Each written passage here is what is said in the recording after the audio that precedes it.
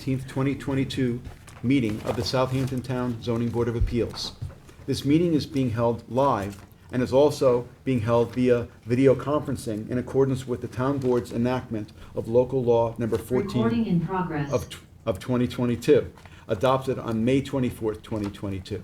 Our next meeting and those following will be held in person here at Town Hall and will also continue to allow for remote participation. So we ask you to continually check the town's website for updates and any new information. If you wish to view tonight's live meeting only, please do not join the Zoom meeting and instead go to the town's website. With that, I'd ask that you join me for the Pledge of Allegiance. I pledge allegiance to the flag of the United States of America and to the republic for which it stands, one nation, under God, indivisible, with liberty and justice for all.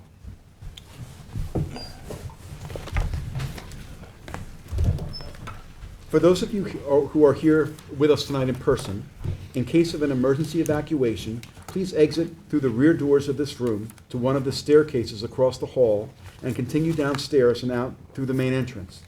Please do not attempt to use the elevators during an emergency evacuation. In case of a medical emergency, the automated external defibrillator and first aid kit are both located in the hallway on this floor opposite the elevator. Restrooms are located across the hall. We will be starting this meeting with the public hearings. We have applicants and members of the public here with us live and also standing by via Zoom webinar, which is being moderated by CTV. Please silence your cell phones and refrain from speaking to one another in the boardroom as it interferes with our recording equipment. That is, other than when you come before us, you can refrain from speaking in the boardroom. Tonight, we have board member Helen Burgess participating remotely. CTV will mute the speakers on Zoom until it is their time to give testimony before the board. Please be patient.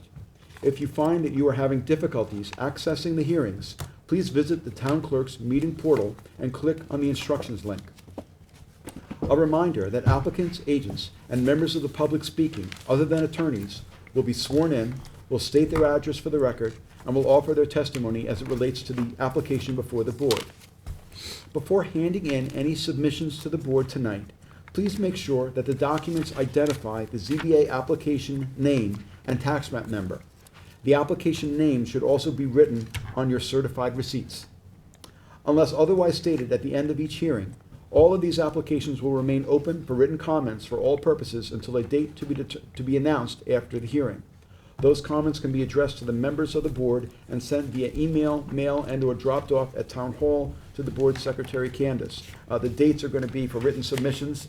The deadline on, unless we state otherwise, it's going to be December 2nd for written submissions, and the decision date on most of the applications tonight in all likelihood will be December 15th. Okay, and next I want to ask for a motion to approve the minutes of our last meeting. So moved. Do we have a second? Second.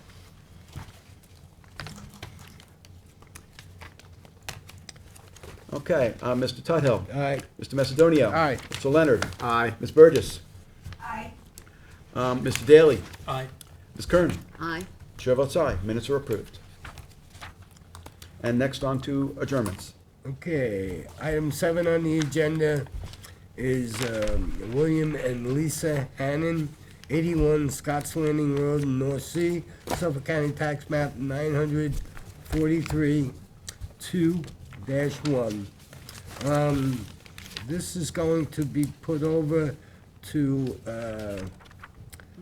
advertise for a different date. We haven't determined the date This was yet. mistakenly advertised. Yep. So it's not There's going to be. no hearing. Yep, it's just pretty much going to be taken off the agenda altogether. Okay, item A on the agenda is 625 Butter Lane Homestead LLC in Bridgehampton. It's going to be held over to our February 2nd meeting, 2023. Do we have a second? Second. Mr. Tudhill. All right? Ms. Kern. Aye. Mr. Daly. Aye. Mr. Macedonio. Aye. Mr. Leonard. Aye. Ms. Burgess. Aye. Chair votes aye. Item 9 on the agenda, SGM Excavating LLC and Max Masonry Supply Yard LLC, 110 and 154 North McGree Street in Tuckahoe. This is going to be put over to our February 2nd meeting. Second. Mr. Tuthill. Aye. Mr. Daly. Aye. Mr. Macedonia. Aye. Ms. Kern. Aye. Ms. Burgess. Aye. Mr. Leonard. Aye. Chair votes aye. Okay, item 10 on the agenda is SGM Excavating LLC, 110 North McGee Street in Tuckahoe.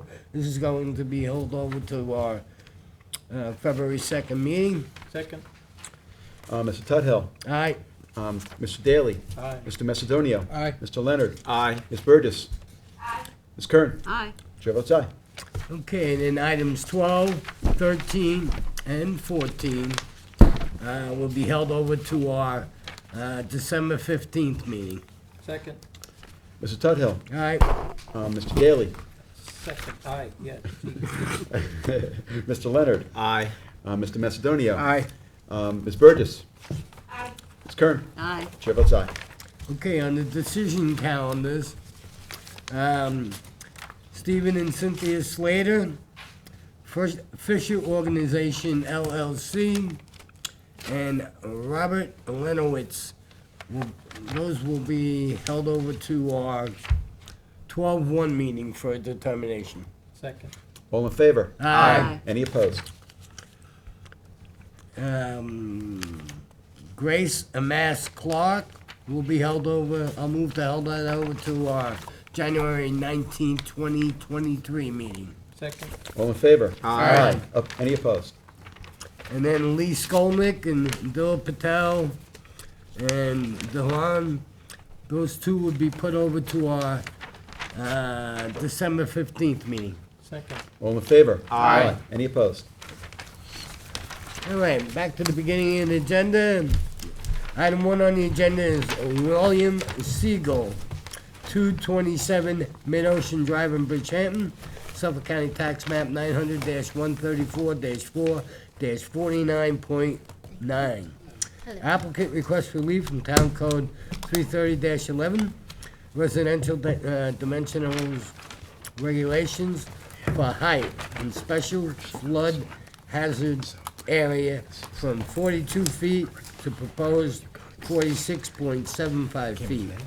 And relief from Town Code 138-7A, coastal erosion management permit required for proposed one-family dwelling in the coastal erosion hazard area and a non-conforming lot, and any other relief necessary.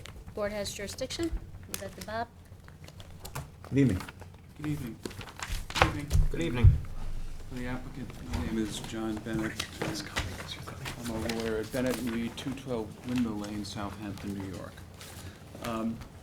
This property is on the south side of Mid-Ocean. It's just the last house on the west end of Mid-Ocean before you get to that beach club.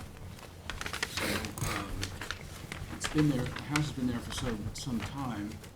The property is currently improved by a non-conforming residence located entirely south of the coastal erosion hazard line. I'm going to show you a little bit later that there's been quite a bit of a accretion down here, and there's a much more stable beach. And in terms of its relation to the coastal erosion hazard line, where the coastal erosion hazard line is supposed to be, if you look at the background of the law, the coastal erosion hazard line is supposed to be 25 feet from the landward toe of the dune. Actually, it Sorry, could runs you speak south up? of that. John, could you speak up a little bit? Oh, I'm so sorry. The coastal erosion line by statute is supposed to run, it's supposed to be 25 feet from the landward toe of the dune. And obviously, that's not what's happening here. The coastal erosion hazard line is north of the house. So, number one. Number two, we'll show you later on, quite a bit of accretion down here. This is also in the coastal erosion hazard improvement district. There's been a lot of accretion as a result of town action paid for by all the taxpayers here under a special exception district. And interestingly enough, if you look at the coastal erosion hazard law, which was originally enacted in 1986, 87, the DEC is supposed to look at the line every 10 years. They haven't done it. Spoken to the DEC, they say they don't have the funding for it. But, but you might say, well, why aren't we going to the DEC for asking to move the line? The last time I did that, we did it successfully in the village of Southampton. It took almost 2 years. So, we're That's not here. that long. At his age. Says the lawyer.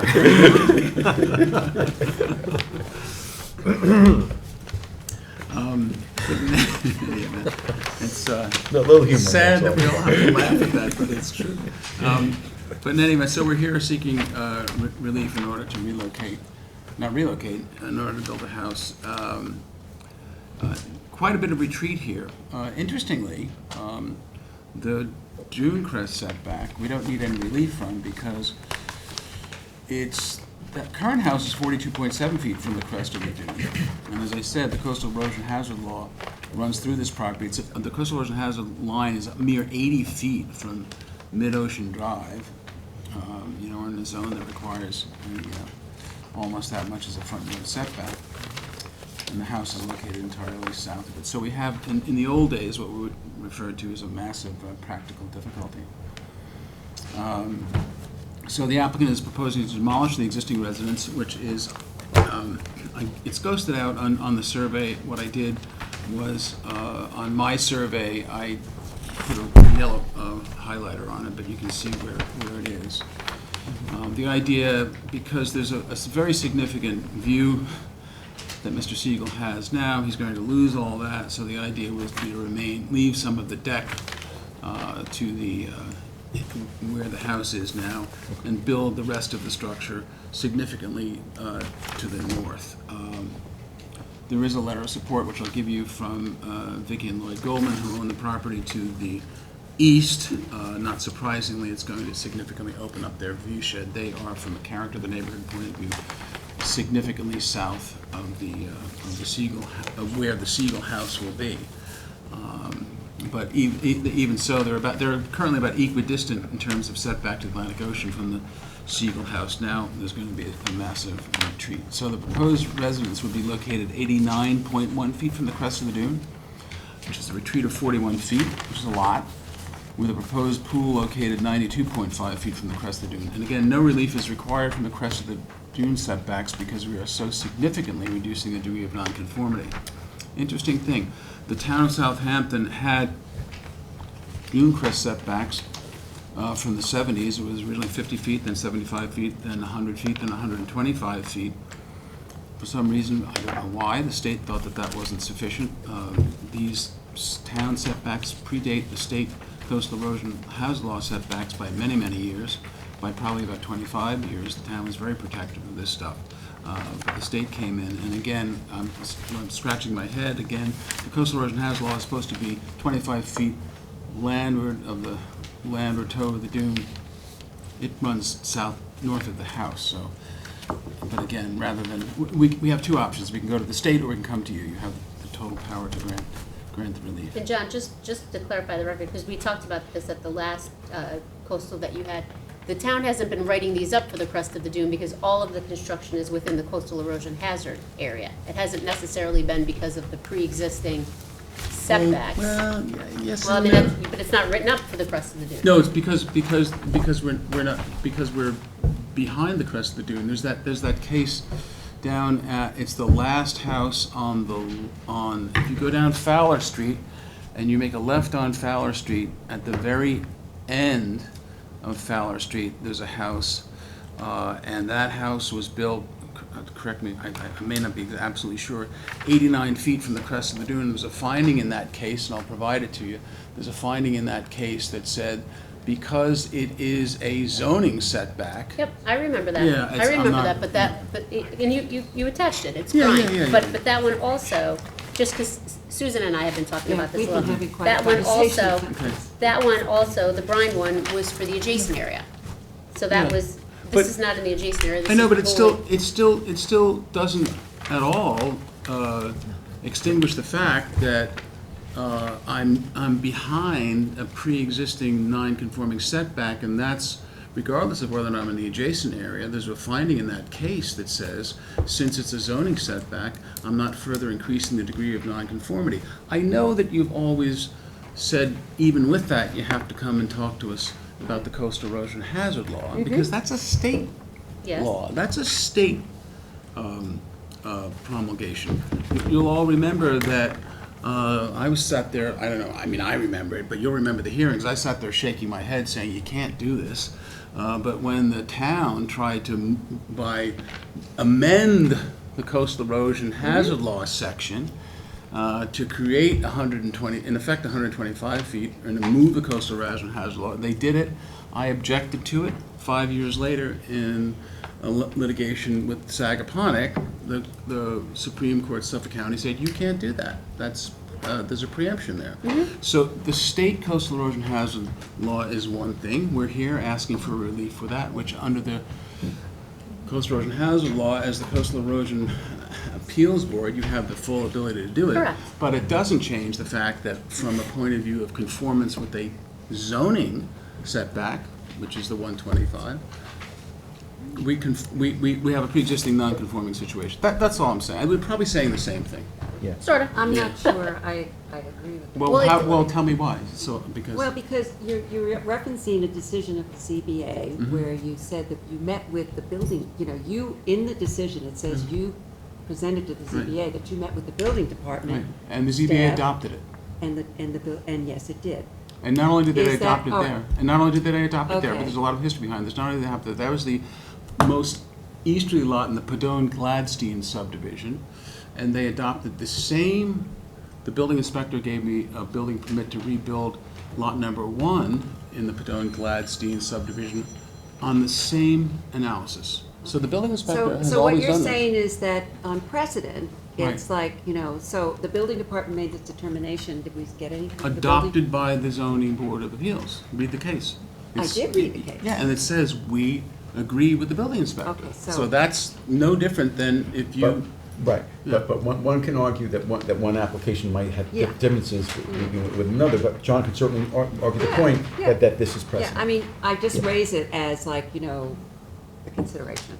well, no, I want to be able to respond to it. It's a consideration, but I don't think there's any question but that the board adopted the I building mean, inspector's determination. you're basically treating the ZBA decision as case law, is that Well, right? it is, of course it is. I don't think anyone has ever said. No, but what I was explaining to Susan, and again, I mean, what I was explaining to Susan, because there has been talk about that lately, if you were coming to us, I mean, and I don't think it's applicable right now, but you're using it as, I find it persuasive. What the talk now is whether, if this was, because you're wholly south of the coastal erosion hazard line, this is not written up for crest of the dune setbacks. Whether or not it was 125 or 124, all of the construction does not comply with the crest of the dune setbacks. And what you're suggesting is you are entitled to build this house right now in this spot based on brine.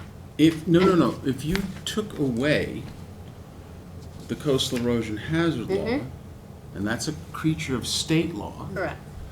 I wouldn't be here, because I would have 125-foot dune crest setback, which is a creature not of the coastal erosion hazard law, but of town zoning law. Based on brine, Yeah. right. Not only that, but based upon something that the building department has followed, based upon this board's acknowledgement that that was the correct interpretation. But it's important in terms of how you stack up variances and how much relief you need from different sections, that if there is no need for relief from one section of the code, that is an element. Agreed. And what I'm saying Yeah. though is that you don't need crest of the dune setbacks, No. not because of brine, but because you're wholly within the coastal erosion hazard. No, I don't need dune crest setback because I'm not further increasing the degree of nonconformity. And it's like any zoning law, any zoning setback in the town of Southampton, anytime you can you can have a lateral or vertical expansion along a pre-existing non-conforming setback as long as you don't come into conflict with any pyramid law sections, and that's been the interpretation of the building department forever. Well, not forever, since probably 30 years. All I'm saying is I don't need the relief because decreasing the degree of nonconformity as it relates to the zoning setback, which is the 125. And what So I'm which is saying is you Can don't, I get a clarification? So Wait, in other hold- words, they're both applicable, one of which you don't need relief. Yes. because- Okay, Yeah, so yeah, that's yeah. what Katie is saying, that you don't even, it's not applicable, the crest setback, because the coastal erosion line is the controlling factors. Is that? Yeah, no, I So wouldn't you're agree with that saying either. both of them are applicable, If but my- because of your precedent, you don't have to If deal my with the dune, setback? if this is rare that this happens, but it happens sometimes, if my coastal erosion hazard line was out here, and my dune crest setback was more restrictive, that would control. Coastal erosion hazard law doesn't control all the time. Do you- It just happens, it's very important in terms of the way you read, the authorities on this and everything they say. One of the things you have to look at is how many variances do you need? And it's important for the board to understand my perspective, which is I don't need relief from the dune crest setback, which is a creature of zoning law, not because I need relief from the coastal erosion hazard law, which I do. It's because I'm not further increasing any degree of nonconformity, so you have to do the zoning Okay, analysis so as if you well. were increasing the nonconformity. From a you would zoning- be- zoning from the setback. You would have to do both. You Absolutely, have to do coastal absolutely. and the setback. Absolutely. So, but because of the pre-existing. I understand what he's position. saying, I'm just Okay. not certain that's the building department's position. Okay. That's I what don't I'm know saying. how any other position makes any Well, sense. I don't I mean, you don't, you just don't get a absolutely- magic wave through because you don't, there has to be an analysis based upon the zoning law. And the analysis is I'm not further increasing the degree of nonconformity. But I guess, are we like talking about Yes, we are. angels on the head of a pin right now? A little bit, a little bit. I mean. But the only and reason I we're- wanted to bring it is again, because it's one thing that I don't need relief Yeah, from, that's yeah. all. Right, Yeah, right. that's, Yeah, and looking at the application, looking at the location of the I structure. understand and the a argument, I'm normal- just trying to understand the No, I law. understand. Yep. But And- it- Thank you. Good, Yes. I'm glad you brought that up. Yeah. Did you all get that? We should have such problems, huh? I understand. we just, So, we need a little bit of height relief here. The proposed residence will be located in a VE 18 zone, which is a big deal in terms of, which requires that the lowest structural horizontal member, not the first floor, be elevated to a minimum elevation of 20 feet.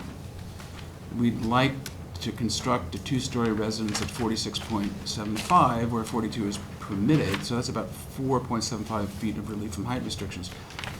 In 2016, this board granted relief on this existing house to legalize conversion of a mezzanine to a third story, which conversion had been completed by a prior owner, but the board was kind enough to give us what it amounts to a three-story house.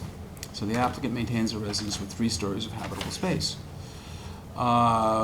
Pursuant to 3884D2A, the town, if we were raising this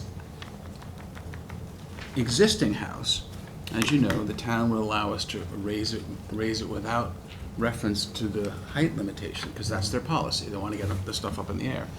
If the home were to be lifted in its current location to comply with current FEMA regulations, the house would be raised to an elevation of 53.85, which is 6.83, almost 7 feet higher than we're asking for in this application. So I know it's a bigger house, but it would be a lot higher.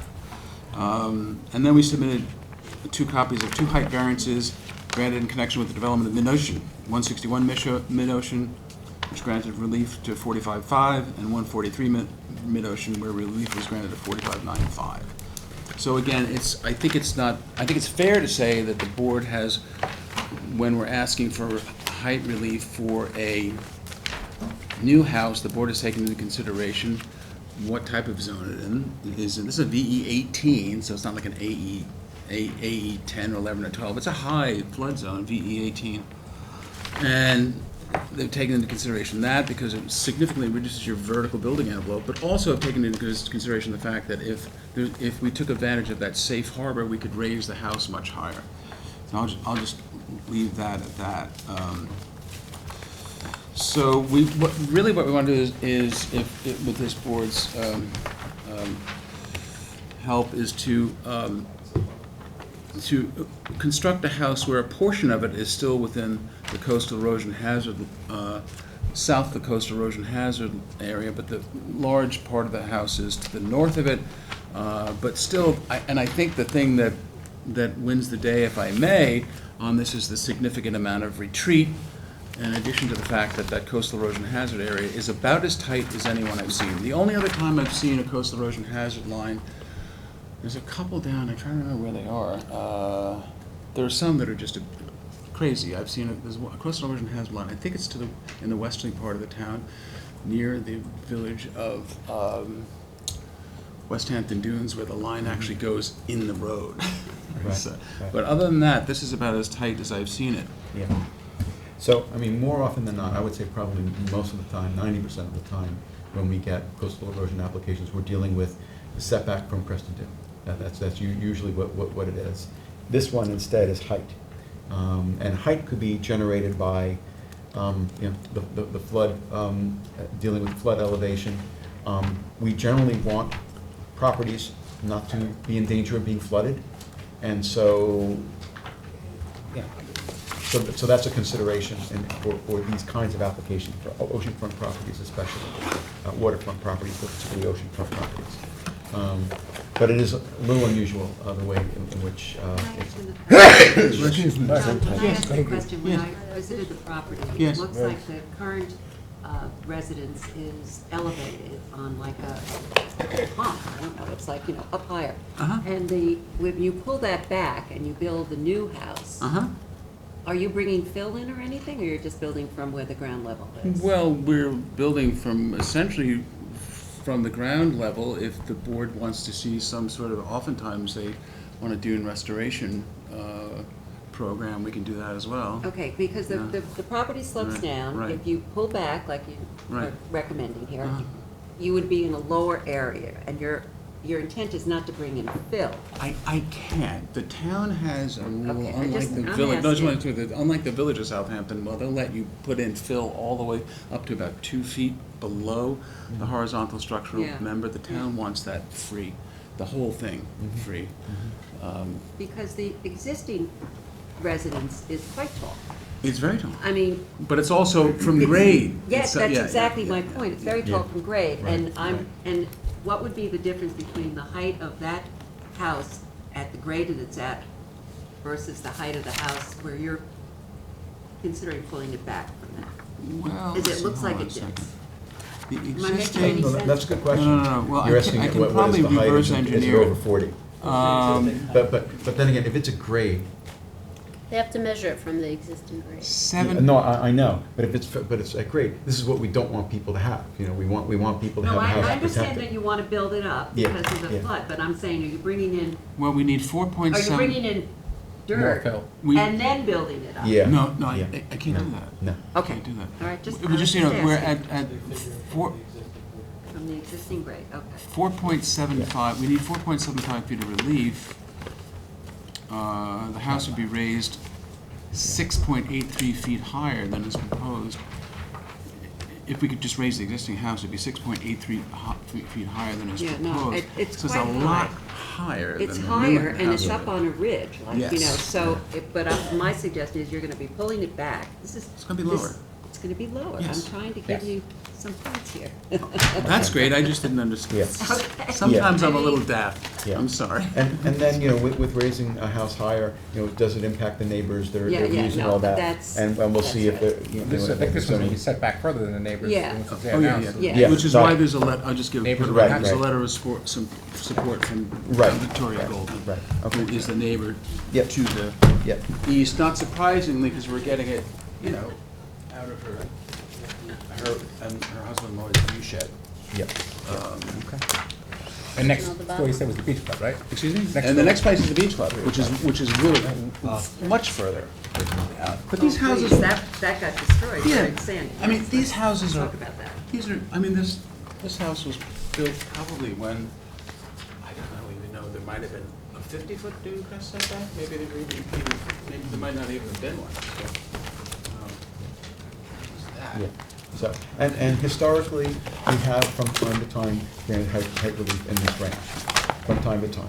Sometimes we have done it, sometimes we haven't done it. But I would say, 42 feet, 43 feet This is maybe a little bit more than we often see, but, you know, it is a unique circumstance in that we have oceanfront property with a severe flood concern because of the designation. So, anyway. So we pushed the house to 33.5 feet from mid-ocean. 30 feet is the minimum, but it's really not, in my experience, not quite enough for enough room for an appropriate septic system, because you don't have a heck of a lot of depth to groundwater here, so they're shallow, very, very horizontal systems. You probably only have 2-foot leaching rings, and there may be some fill, let me correct myself, there may be some fill that will have to be brought in for the septic system in order to but not underneath the house. You have to raise the septic system enough so that the bottom of these leaching pools, which are going to be shallow, is either 2.5 or 3 feet above groundwater. So there may be some fill, Mike, I stand corrected, there may be some fill, but none in relation to the But house, and we're not No raising. intent in terms of the house, under the house. You Okay, can't do so we that, should- yeah. okay. They- All yeah. right, just as long as that's. The And I only would reason- imagine it's an improvement over whatever the existing septic system is. Yes, it'll be an IA system. Yeah. I just, for whatever it's worth, I don't want to go on too long. You can tell me to stop, and I will. I just had some surveys of the surrounding Thank you, Alden. properties that show that this is not an unusual setback. The existing setback is not that. It's close to the others. I mean, we're really pulling this back quite a bit, so that the existing setbacks are. I'll just go through this very quickly. The Bridgehampton Tennis, the entirety of the existing club is located south of the coastal erosion hazard line. We have Exhibit B, which is 211 Mid-Ocean. The entire residence is south of the coastal erosion hazard line. Mr. Siegel's proposed residence will be well landward of the existing residence at 211. And then Exhibit C is 191 Mid-Ocean. A small portion of the residence, only a small portion, is located north of the coastal erosion hazard line. So again, the majority of the habitable space will be north of the coastal erosion hazard line. The other thing I just wanted to show you, well, here's a couple of photographs from the house, and I'll try to get this up in very quickly. I apologize. I may have there's photographs of the existing house, but one of the things that you can see, and this of course will be demolished, but one of the things you can see, and as a result of a couple of things, but as much as anything, maybe the coastal erosion special improvement district, the beach is very wide and stable. So that's good in terms of the sort of things that you want to look at. We did, in terms of accretion, let me get this stuff in as quickly as I can. There's a 2015 survey. In 2014, the home was located 19.6 feet from the crest of dune. When we surveyed the home in 2020, the home was located almost 50 feet from the crest of the dune, an increase of almost 30 feet. So it's an area where there has been substantial accretion, which is one of the things that you do look at and have historically looked at in the past when somebody's asking for relief from the coastal erosion hazard line. That's the We original document. spoke to Mrs. Golden, she gave us the letter of support. So, again, I don't want to... Keith, you good? All right, check it. Okay, so really, I think what hopefully wins the day for this is a substantial amount of retreat, a new home that conforms with the FEMA regulations, which interestingly is one of the things that you look at in the coastal erosion hazard law, because you're trying to lessen impact from storm events, not only by moving the house back, but by elevating it. And I think, unless there are any other questions, I think that's my presentation. Mr. Leonard, were there any questions? I know it's your case. It's not. It's not? the case. Oh, I'm sorry. I misread it. We're also waiting on the Jeez, referrals. How did I do that? We're also waiting on referrals from Janice and Marty. Thank you. Yeah, so Still okay with it. all right, so Marty Shea. You have to reviews wait this. for that, yeah, I understand. I have a question. I went to the site and I did not see an official notice posted. I posted it myself, just to the right of the... I looked and I looked in the bushes, did not see it. I posted it, Do you have hold on a picture of second. it? I posted it, got a photo of it on my camera, on my iPhone.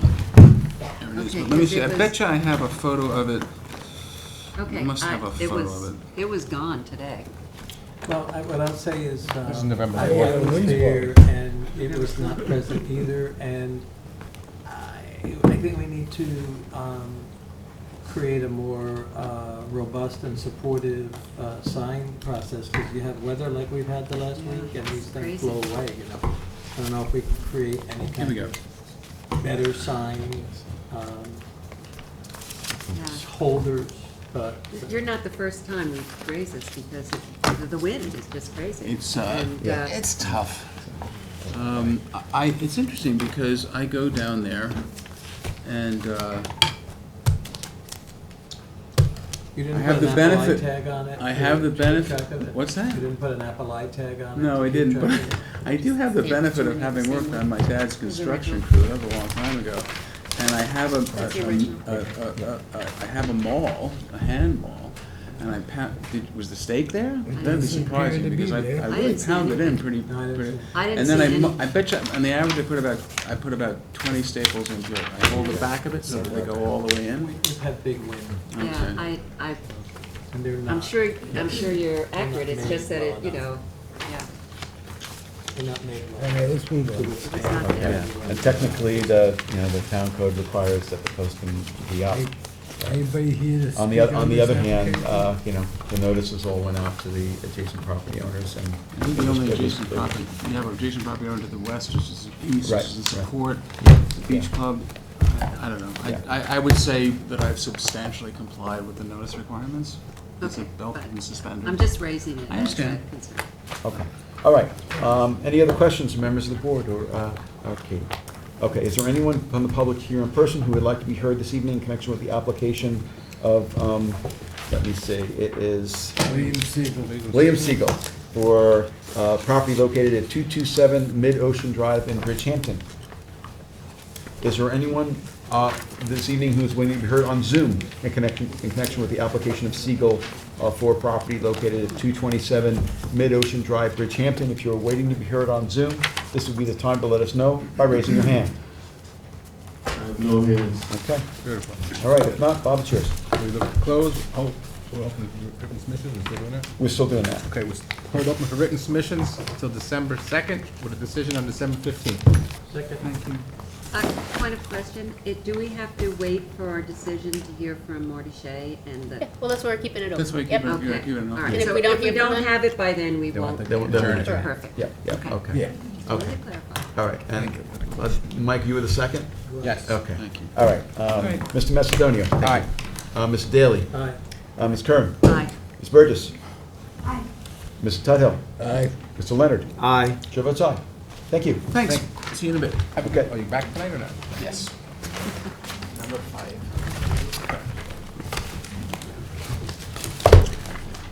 Item 2 on the agenda is Thomas Denemark and Nancy Mazzella, 6 Rolling Hill Road in Hampton Bay, Suffolk County Tax Map 900-292-2-13. Applicant requests the following relief from Town Code 330-11, Residence District Table of Dimensional Regulations, for a proposed one-story addition. A rear yard setback of 43.9 where 60 feet is required, and 2 for a proposed front covered porch. A front yard setback of 35 feet where 40 feet is required. And any other relief necessary. The board has jurisdiction. Okay, just have to swear you both in unless you're attorneys. Okay, I'm going to state your names and addresses, please. Nancy Mazzella, mailing out, Whatever address you want to give us. okay, 6 Rolling Hill Road, Hampton Bays, New York. Okay, and so, Thomas Denemark Jr., 6 Rolling Hill Road, Hampton Bays, New York. okay, and do you both swear to tell the truth, the whole truth, and nothing but the truth? Yes. Yes. Okay, can you tell us about the application? Yeah, I didn't bring my actual drawing, I brought my survey, but if you had seen it previously, I don't know. We have that. You have? Okay. Yes, we do. Okay. So, I don't know if you need these. If you do, I have them. It helps. yeah, I don't want to see, I don't want to see the wrong thing. We share. Okay, As you know, in the front, we want to do an overhang, porch overhang in the front. We'd like to, and I think that was taking 5 feet. I'm not mistaken. Yeah, I think so. The rear, as you can see, the property is irregular size, and the house is canted. Can't, And unfortunately, because of that, this large addition in the back, which is a master bedroom, is encroaching, I guess, 16 feet, 16.1, I think it was. And that is the reason for the variance. All right, so we have basically setback relief for rear yard, 60 feet to 43.9 feet, for the Yes. addition, and then for the covered porch and front yard, 40 feet to 35 feet. Yes. It does not appear to be a gigantic house. Maybe you can tell us how big your house is? You mean currently? Square footage, yeah. It's currently 1147. Okay. Yeah, And 1147. what is the addition? You're, We're basically I'm just gonna use a doubling- round number because I don't want Sure. to mislead anyone. Sure. I'm gonna say it's about 1,100 square feet, so We're you're basically doubling doubling, the size of the you're house. doubling the size of the house. Yeah, the survey says 1153. 1153. Yep, Okay. addition, for an addition. Okay, Very good. yeah. Okay. All right. And so I'm presuming you need more space and you need to expand your house for that reason? We'd like to have more space, yes. Okay, okay, That would be a comfortable size. okay. What are you gonna be using that addition for? The addition, the new addition, It's gonna be the bedrooms and the kitchen. Yeah, there'll be- the part kitchen will be in the that's back. Extending in the back is gonna be the master bath, and then, master bedroom. the bathroom, so. The largest portion is the master Okay. bedroom and bath, and one small bedroom. You reside there, right? We will, right. Okay. Yeah, we intend to have this the forever home, hopefully. Have you heard from any of your neighbors? I did. Joyce next door, you don't know what Joyce is. You know what Joyce is. Joyce. Joyce, you know Joyce. I spoke to her, she knew, she came over with the letter thinking that she had to sign it, but, the mailing. So no, everything was cool with her. Behind me is Dan, but I haven't seen Dan. And then Barry, to my right, They don't live there. they're in Glen Cove. It's They Queens live Suburbs, up the island, yeah. Okay. So Joyce is the one that actually saw. Okay. So we'll see shortly if any of the neighbors are here in person or on Zoom, if they have any concerns. You know, the setback to the 35 feet to Rolling Hill Road, you know, it's setback to a road as opposed to, you know, to an actual property line, so I think that's, you know, to your benefit. And so we'll just see if you know, the neighbors are concerned. I mean, in my view, 60 feet to 43.9 feet, I would have to be pretty convinced that that's going to have a negative impact on the neighbor, but you know, Right. we'll listen to them, see what they have to say if anybody's here. Okay. In the meantime, any questions of members of the board? No. Okay. Is there anyone who's here this evening in person that would like to be heard this evening in connection with the application of Denmark and Mazzella? This is for property located at 6 Rolling Hill Road in Hampton Bays. Is there anyone who is waiting to be heard on Zoom this evening in connection with the application of Denmark and Mazzella? Again, this is property located at 6 Rolling Hill Road in Hampton Bays. If you are waiting to be heard on Zoom, this would be the time to let us know by raising your hand. No hands. Okay, if not, Helen, it is yours. I have no problem, first of all, I'd like to say I have no problem with this Hi, Ella. application. We will close the public hearing. Keep it open to written submissions till December 2nd, with a decision on December 15th. Second. Okay, Ms. Burgess. Aye. Mr. Daly. Aye. Mr. Tudhill. Aye. Mr. Leonard. Aye. Mr. Macedonio. Aye. Ms. Kern. Aye. Chair votes aye.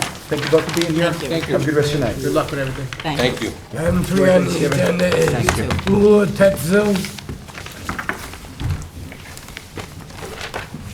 Helen and Bodo Krug, Von Anita, applicants, 148A Red Creek Road, Hampton Bays, Suffolk County Tax Map 900-126-3-8.1. Applicant appeals the issuance of building permit number P087245 dated February 24, 2022, as provided in Town Code 130-165A, appeals on interpretation of zoning law and map, and requests that said permit for entry gates be revoked. The board has jurisdiction. We have the applicant. We have the applicants. Okay, very good. Oh, three. Okay, good evening. Just, unless you're attorneys, I just have to swear you both in, so if you can both state your names and addresses for the record, please. I'm Helen Cook Famida. I reside at 44 West 12th Street, New York, New York, 10011. Okay. I'm Boda Kufanida, 44 West 12th Street, New York, New York, 10011. And do you both swear to tell the truth, the whole truth, and nothing but the truth? We do. Okay, if you can tell us about the application. Sure. We've owned property in Hampton Bays for a while and look forward to making it our weekend home, possibly at some point our full-time home. We've had nothing but positive experiences with all the neighbors. We love the community, and we unfortunately have then encountered one neighbor, let's just say with whom there's less love, and who has applied for and achieved a building permit that would cut off access to our land and make our property landlocked. So we request to have that building permit revoked because we think it is contradictory, because the building permit that we received for our land clearly foresees access from that very side that our neighbor is now blocking. We think the gate, if built as permitted, is a public health hazard because it creates conditions where our property and multiple of our neighbors would not be reachable by emergency services. And we also believe that the gate is unnecessary, and Tetzel, and I think one of the executors of the Tetzel estate is in the room, has actually built a gate, but not where it was permitted. So he's essentially flaunted the rules and shown that the gate as permitted is not necessary. So for all those reasons, we request that this gate permit be revoked. Okay. Do you have any information about perhaps a section of the code in the town that is violated by this this building, this structure that was built with a building permit? Unfortunately, we're not legally trained, so we don't. We would hope that the reasons we put forth be recognized by someone in the room who has. Okay, but you're asking us to reverse a determination of the building department, okay? The burden is on you to convince us that something was done improperly.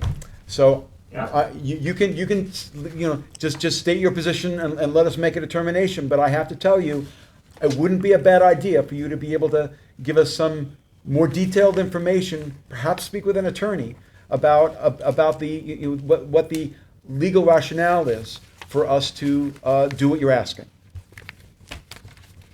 And I understand from the previous discussions on the prior cases that there's also room for written statements. There is. Okay. Yes, so it could be So done in because writing. we obviously have no access to a lawyer right now at this moment, but Yeah. we'd be happy to do that. We also, just in order to illustrate the situation on the ground, I don't know how big the screen in the room is. If I were to share my screen with a few illustrations, would you be able to see that? Yes. Yes. All right, let me try that. So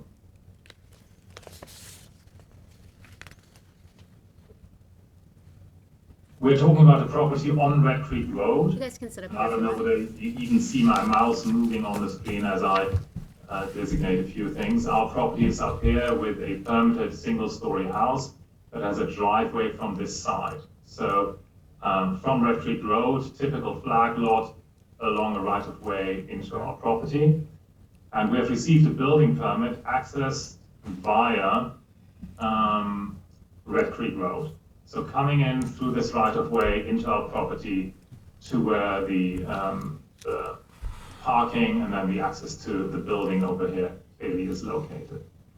That wouldn't have been a problem because for decades ourselves and 3 other parties have always used this driveway between these 2 brick pillars all the way down. You see the rutted tracks here until, oops, apologies. And so that served as an access to Harvey Herman, to ourselves, to the Tetzel property, and to Brian Johnson, who I believe is in the room right now.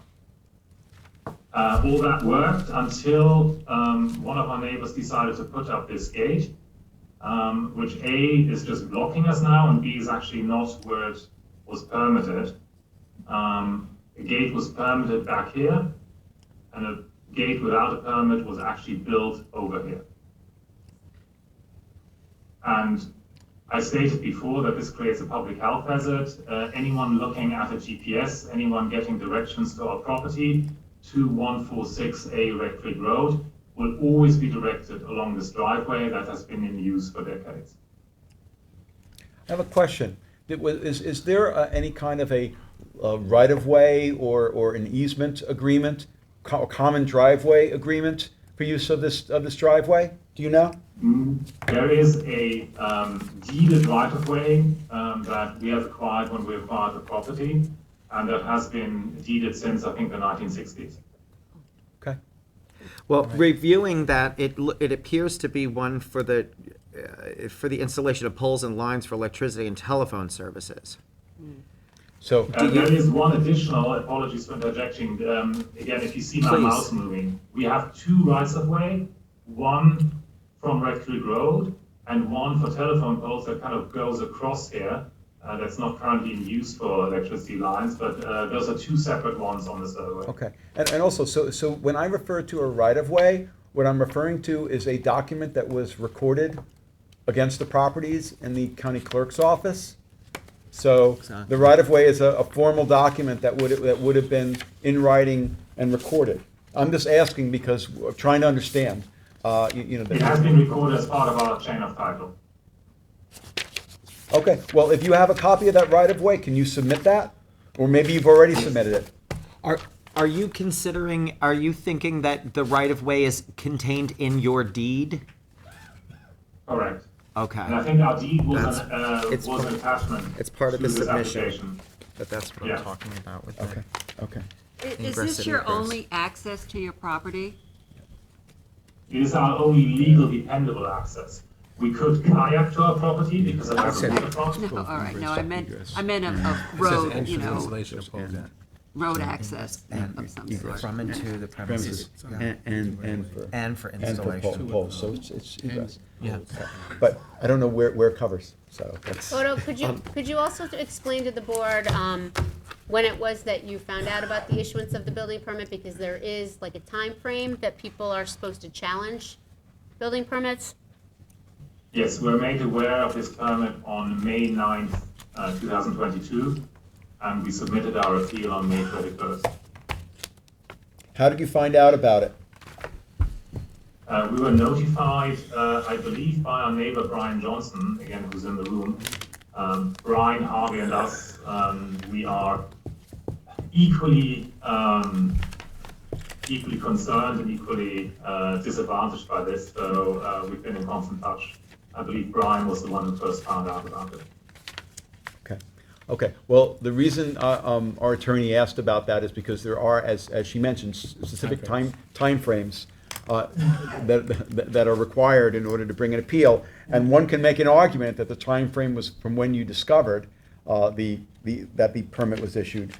But then again, there may be other arguments to be made. And so we will see where people are in terms of that issue. And that's a critical issue because that has to do with jurisdiction, whether you have are within the time frame in which to bring this appeal. Yeah. Can I ask a question also about the permit for the gate? You have actual gate, no permit, and then you have permitted gate. Would the permitted gate block the same driveway that you're talking about? It would block, I think, about 80% of the driveway. So it would block your access, is that correct? It would still completely block our access, yes. Okay. Yeah. So, and where this gets tricky is because on the one hand, there are issues with the building permit. On the other hand, if there in fact is a right-of-way, it may be a private dispute over the right-of-way between the property owners. That's not part of something that we would address, but may nevertheless need to be addressed in another forum. Yes, and that's kind of what I explained this to the applicant, and I'm going to just remind some of the board members. typically, I mean, this board has heard a lot of disputes between people who have easements and things that are blocked and things that are violated, and the town's position is always, you know, you need to look at whether or not the building permit was issued to the property owner and it complies with the town code. I mean, if it's not in the right place, or if it's not, you know, on the survey where it's supposed to be, or if it's too tall, those are all things that this board looks at, but the board is not supposed, the town is not bound by private easements, and the board is not supposed to be looking at whether or not this easement is enforceable, whether or not there's a right-of-way. It's really, was this permit issued based on, was it issued properly based on what the building department had in their file and what you hear at all of these public hearings? So that's just something I want you to consider, you know, when you listen to everybody and when you listen to the property owners who are also here. Okay. And may I ask, does that include procedural questions? Because we are wondering, the property that received this permit is also relatively close to wetlands. And as far as I know, there's no wetlands permit. Shouldn't that have precluded the issuance of a building permit? Absolutely. I mean, I'm not conceding that what you say is true, but yes, if a wetlands permit was necessary and they were proceeding without a wetlands permit, that should be considered as well. So if you haven't submitted any information on that, you should, you know, that it's on the wetlands inventory, or that there should be, you know, it's hard for you to tell, but you should be able to get a copy of their survey and see if it's within the wetlands jurisdiction. Okay. I'm 99% certain it is, and to my knowledge, no wetlands permit has been issued. Okay. I also wanted to ask another question because I wanted it to be clear for the record. This access through this, what is you're referencing as a right-of-way, is it the only way of getting from your property to a road? Is there any other access? Other than water? There is a factual access on the right. It's half cut off. It's called Gathering Rocks Road, which is a private road, which connects through to Red Cliff Road. We are not part of that road association, and we have no legal rights to using it. We sometimes factually use it as friendly neighbors with other friendly neighbors who don't complain, but that could change any day. Okay. Can I ask another question? Sure. So you claim that you learned of this permit in the beginning of May. How did you find out about it? I'd have to refresh my memory by looking at emails, but I'm almost certain that Brian Johnson, who was at the town quite a bit to look at the files, learned of its issuance, made a copy, and emailed it to me. That's my memory. Oh, no. You have to swear you in before you give any testimony. Yeah, so look for those emails and send those to the board as well. Please. Will do.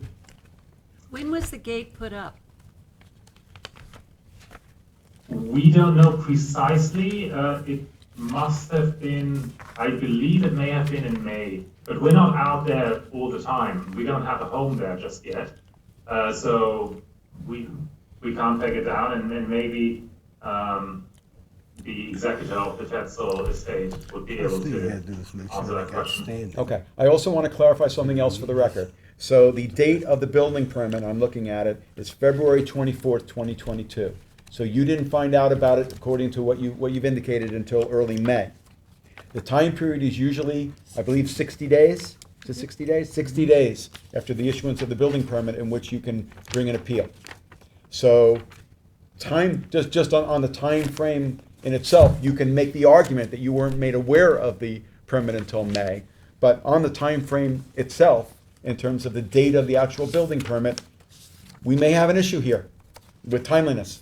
Can you swear me in? Hold up. And may I ask? Yes. I seem, Not yet, sir.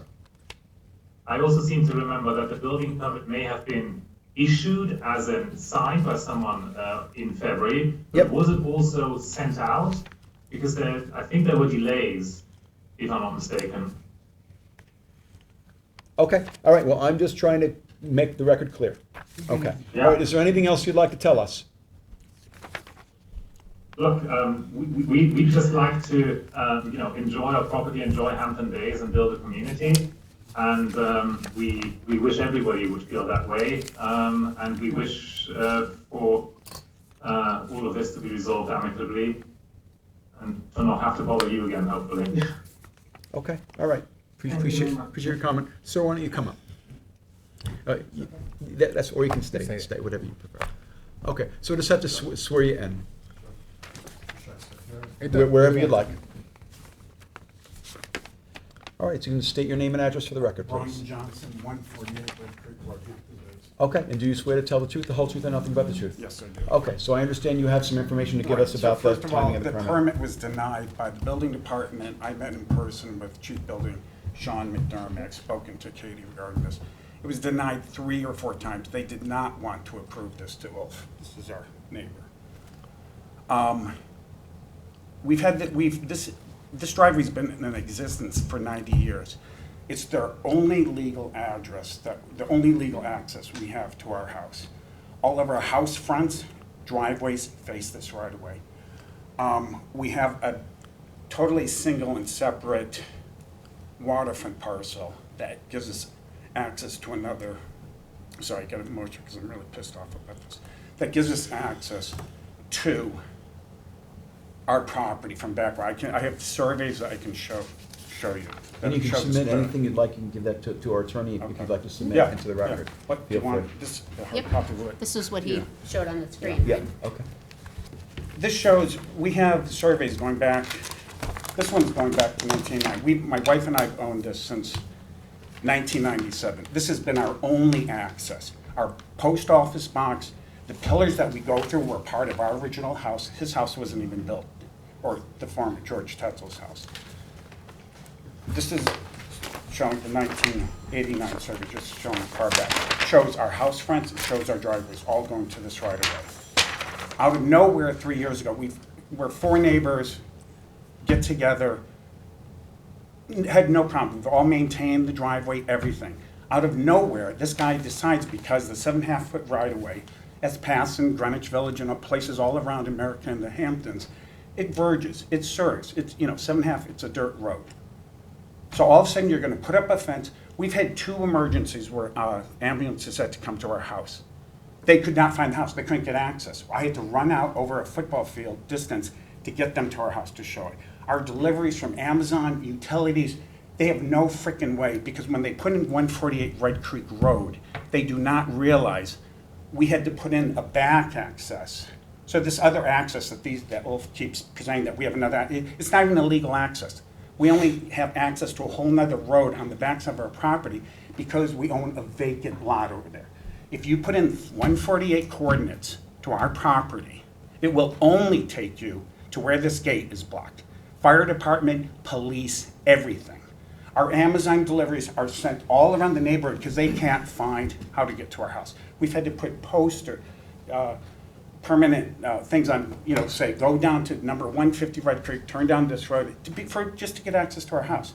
If we were to have a fire tonight, or any serious medical thing, the town granting this,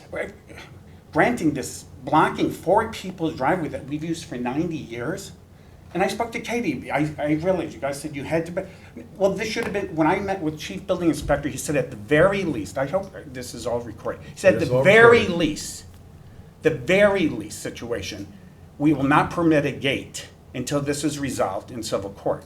Next thing we know, it was the middle of May, so going back to your time as far as stipulation, it was denied 3 or 4 times. And the comments from the building department, I'm not gonna say regarding the guy that put up this gate, gonna leave it at that. Speak to Sean McDermott, hear it from him. So we cannot access our property that we've killed ourselves. My wife and I, we're not Wall Street, we're not whatever. To be able to access our property, we can't access it. We have no legal, we're going down Red Creek, a whole nother road. It's like, I think I made myself clear with, as far as just trying to get access. I gotta tell you, I'm Yeah. gonna say the same things I told to. Well, to we the had applicants. Dubin and Associates, we had Martha. Excuse me, Sorry. okay? I think it would be a good idea for you to get legal advice from an attorney. We did, we Okay. have, and we've Wait, retained Dubin and stuff, but at this point, we had to file this motion to keep it for whatever legal reason. This is more of a formality. This is the permit that was. This is a public hearing, this isn't a formality. No, no. They have to exhaust their administrative remedy. I Yes, understand. that's what we're doing, that's why we're I here. know. Okay. And I'm giving this to you, I know. when I gave I it to you know. the other time. This is showing the permit that was given long before this stupid gate, coming off of this right-of-way The only access he has. The people on Gathering Rocks Road, regarding Boda's property, have clearly said you do not have access. There was a complaint put in years ago, because whatever. This is his easement and right of way, and we did a complete title, and we did a complete history and title search. Our property is clearly, it was the Shields, whatever. Our property is clear, our deeds, it's clear in in the chain of title and title search. This is the permit that you guys gave way before this gate was given, showing his driveway coming off this right of way, not off of Gathering Rocks Road, which he has, oh, sorry. I made multiple copies.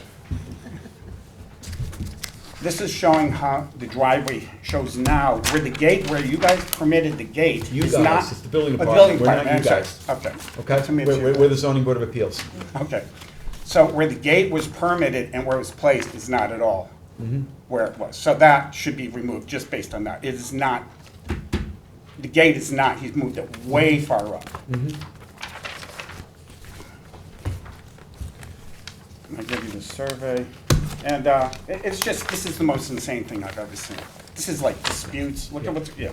I mean, this is, And I appreciate that it's really and upsetting. it's completely blocking 4 properties except for themselves. So 3 other properties which we have clearly in our chain of title and deeds and easements. And, you know, the other couple, the Hermans who are on the, they're listening via Zoom. They're elderly, he's in his early 90s, she's, whatever, they're on either side of the night, sorry Harvey. And she's had real serious medical things. They've had to have ambulances. You cannot believe the confusion. Just because this guy wants to grant, because the easement has edged a little. We even said, hey, I met with both these parties, with Ulf and these guys, saying, we'll start driving our cars, trying to get it more back onto the old 7.5 foot right of way. There's probably a 100-year-old tree, 50 years minimum, 60 years, right in the middle of the right of way. That shows how old that nobody has used where that 7.5 foot right of way has been. We then said, okay, we'll knock down this big tree. Just said, he puts insist and desist that we can't remove it. We're trying to appease him. It's a no-win with this guy. It's really insane. Is the gate locked? Yeah, completely locked. Oh, and on top of that, we've been using this to get into our mailbox since 1997. My wife and I, we go in and out, in and out, in and out every day. Ride our bikes, go for walks. I get a no trespass letter from the Southampton police that I can't go down the easement. Okay, so let me just explain a couple of other things, okay? The first thing is, we're gonna have to deal with the jurisdictional issue. Right. That's gonna be the first Right. part of it. Presuming we get past that, then an application for an appeal of a determination of the building department, such as the issuance of a building permit, is treated here as if it's a new application. In other words, we kind of look in the stead of the building department as to how they processed and what they did with this application and decide whether they were correct or they were incorrect. So the information that's provided, whatever information you've given us already, whatever information you will give us, and the people on the other side give us, we're going to look at with fresh eyes.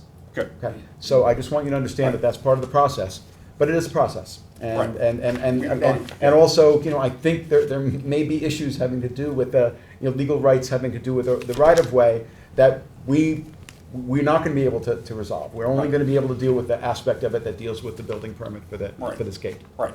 And just to clarify on that point, Yeah. again, it was denied 3 or 4 times. The building department, coming from Chief Sean McDermott, didn't want to hear about it anymore. We were then notified from Martha Reichert, that's at Dubin, Twymie, and Kelly, whatever, sometime in the beginning of May, saying it was going to be released. We're like, what? We just met with Sean. He said, at the very least, it will never be granted until this is, Wait a minute, but it was granted. Wait a minute, Yeah. you were, I just want to go back. Sure. So you were notified by By the building department. We know Martha Reichert. Right. So you were notified by an attorney. Who did she represent? Us. She's representing Oh, us okay, as a she was group. representing you as a group. The 3 parties. Okay.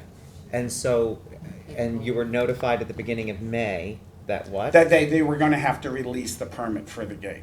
This is after, when we first saw that. Do you have any documentation showing that the multiple denials of the? I just of did the it based on what application? Sean told me, what the building department was. Yeah, so I would certainly speak to Sean. Okay, but any This gives me information a you little have bit on more the, detail. I think I gave it to you on before. the, withholding release of the building permit, that's all relevant. Yeah. Okay. So the if building you- department absolutely has it. So if you was- have like emails or other communications about that, feel free to submit them. Yeah, and Martha has it. Well, I can get, yeah. Yeah, I'll give okay, you a well, large. I'm I just think I gave- letting you know. Yeah, yeah. And what I'm just telling you, Bodo, you said you filed this May 31st? Yeah, so, yeah, the permit was done like May 9th, somewhere in there, in the first or second week. No, the of May. permit was issued February. It was denied. When they finally released the permit for the building department, it was sometime Okay, in May. folks, think it was no, released. can't have Okay. comments So that from you the have to audience. make sure. Okay, You have well, to make sure. Well, and I Yeah. also have that, yeah. Right. Yeah, and we have the emails. Okay, all right. So I want to give the attorney for the owner an opportunity to present what he wants to tell us. Sure. And then we'll see, and I know there are also neighbors that are waiting to be heard on Zoom. I don't know whether there's anybody else here who's waiting to be heard, but I want to give you an opportunity to state what you'd like to tell us. Thank you, Mr. Grossman. Hold on, Brian, you want to go back? Do you want your clients to come up or no? No, because Okay. we're, I have a question for Brian, though, Yeah. Brian Johnson. So, did you say that, could you expand the existing well-worn right-of-way legally and create a driveway for yourself? I mean, is that an Well, option? it's 7.5 foot doesn't really suffice for a big truck or whatever. So we, to appease this such crazy situation, we said, well, and I purposely start driving further Right, away right. from his property, more or less where the 7-foot right-of-way was. But on somebody else's property? Yeah, which is the Hermans and Von Tree, and they said, by all means, let's just be done with this. Then when we went to remove this 100-year-old tree, this huge, massive, it's gotta be 6-7 feet diameter. So probably, what is, by pi, whatever, 18 feet circumference. We were gonna have to take down this huge tree. He puts his cyst in desist. We're like, oh, this is getting insane. Blocking our access. Now we're gonna have to cut down this tree to try and go back to where the road was 90 years ago, just to disappear. And then the cyst desist, not even, when we found it because he had a camera up on the tree. Okay, I think we've given them plenty of time. I'd like to hear from you. Well, yeah, Okay. I've been involved, yeah. Yeah, okay. We're going to have other people too. We're going to be Right, here for a right, while on right. this. So. Okay, Okay, thanks. appreciate your comments. Thank you. Mr. Grossman and members of the board, my name is Stephen Tates. I'm with the law firm of Teroff and Tates in 630 Johnson Avenue, Suite 105, Bohemia, New York. I'm really here this evening to ask for an adjournment of these proceedings so that the homeowners can retain counsel to represent them here. My connection with them is I represent the homeowners in litigation with the applicants over the use of the driveway. That's currently in litigation in the Supreme Court. And again, I am not prepared, nor am I educated enough in the ways of the Zoning Board of Appeals. I know none of you have ever seen me here before. But I can share with you two things. One is a temporary restraining order was denied with regard to the removal of the gate and the applicant's use of the driveway, and the same was true with regard to a preliminary injunction. Both of those were denied. And in any event, I would ask that the board adjourn this hearing so that the homeowners can retain counsel. We had reached out to Deborah Cooperstein, who I believe is going to be representing the homeowners. Unfortunately, she was not able to appear this evening.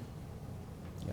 Well, there's some work to be done here. So There certainly is. So regardless of the circumstance with availability and Deborah Cooperstein being able to be here, I think the applicants have some work to do, and I think both sides need to look into this further and gather information. We would so certainly like the right to have to appear before the board Yeah. to tell our side. Is it too much to ask that the parties try to talk? Is there any way of resolving this?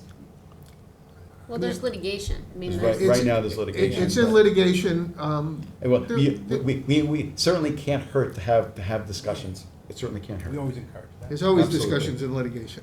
Yeah, okay, all right. But in the meantime, now the only thing in terms of the timeframes here is that I know we got correspondence that Deborah wanted to be here on December 15th. We are not hearing just about anything on December That's 15th. fine.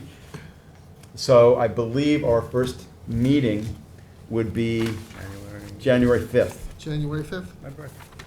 Bono, are you guys around January 5th? Or could you zoom in for January 5th? Does that date work for you both?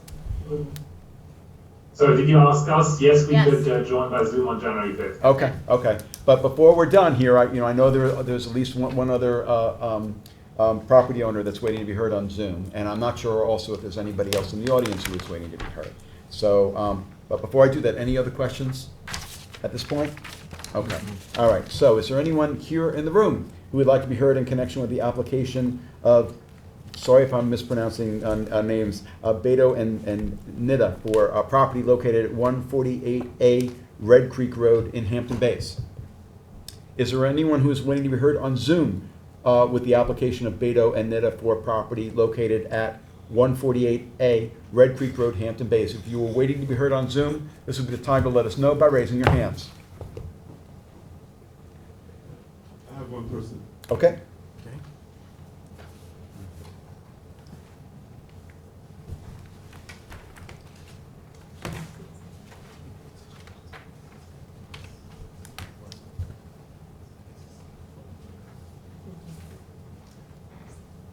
Hey, Harvey.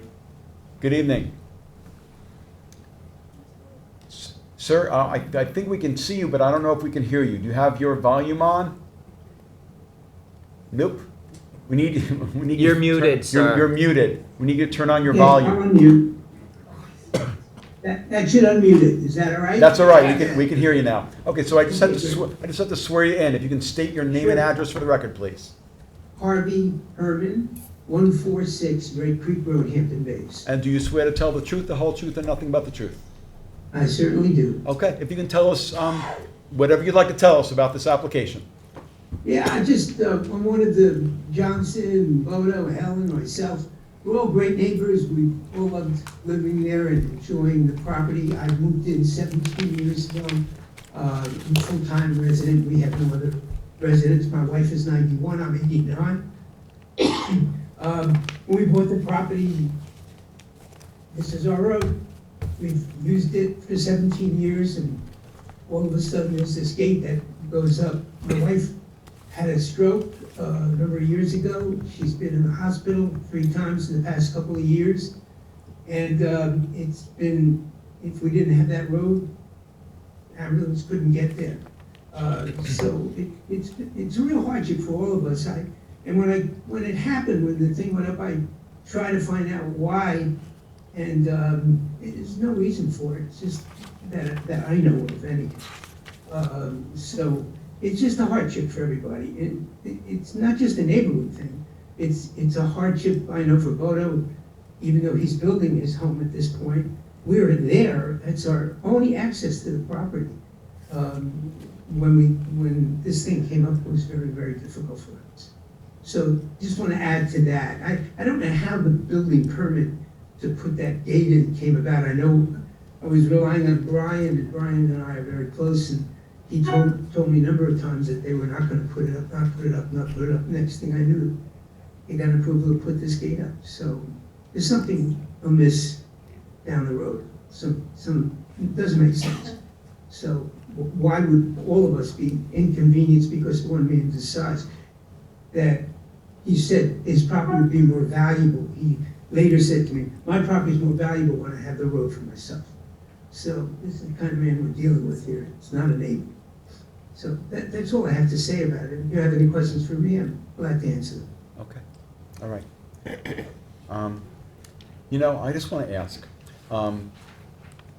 considering the severity of what this is, with a gate blocking property access, is there any possibility, any way that any attorney can appear on behalf of the homeowner sooner than January 5th?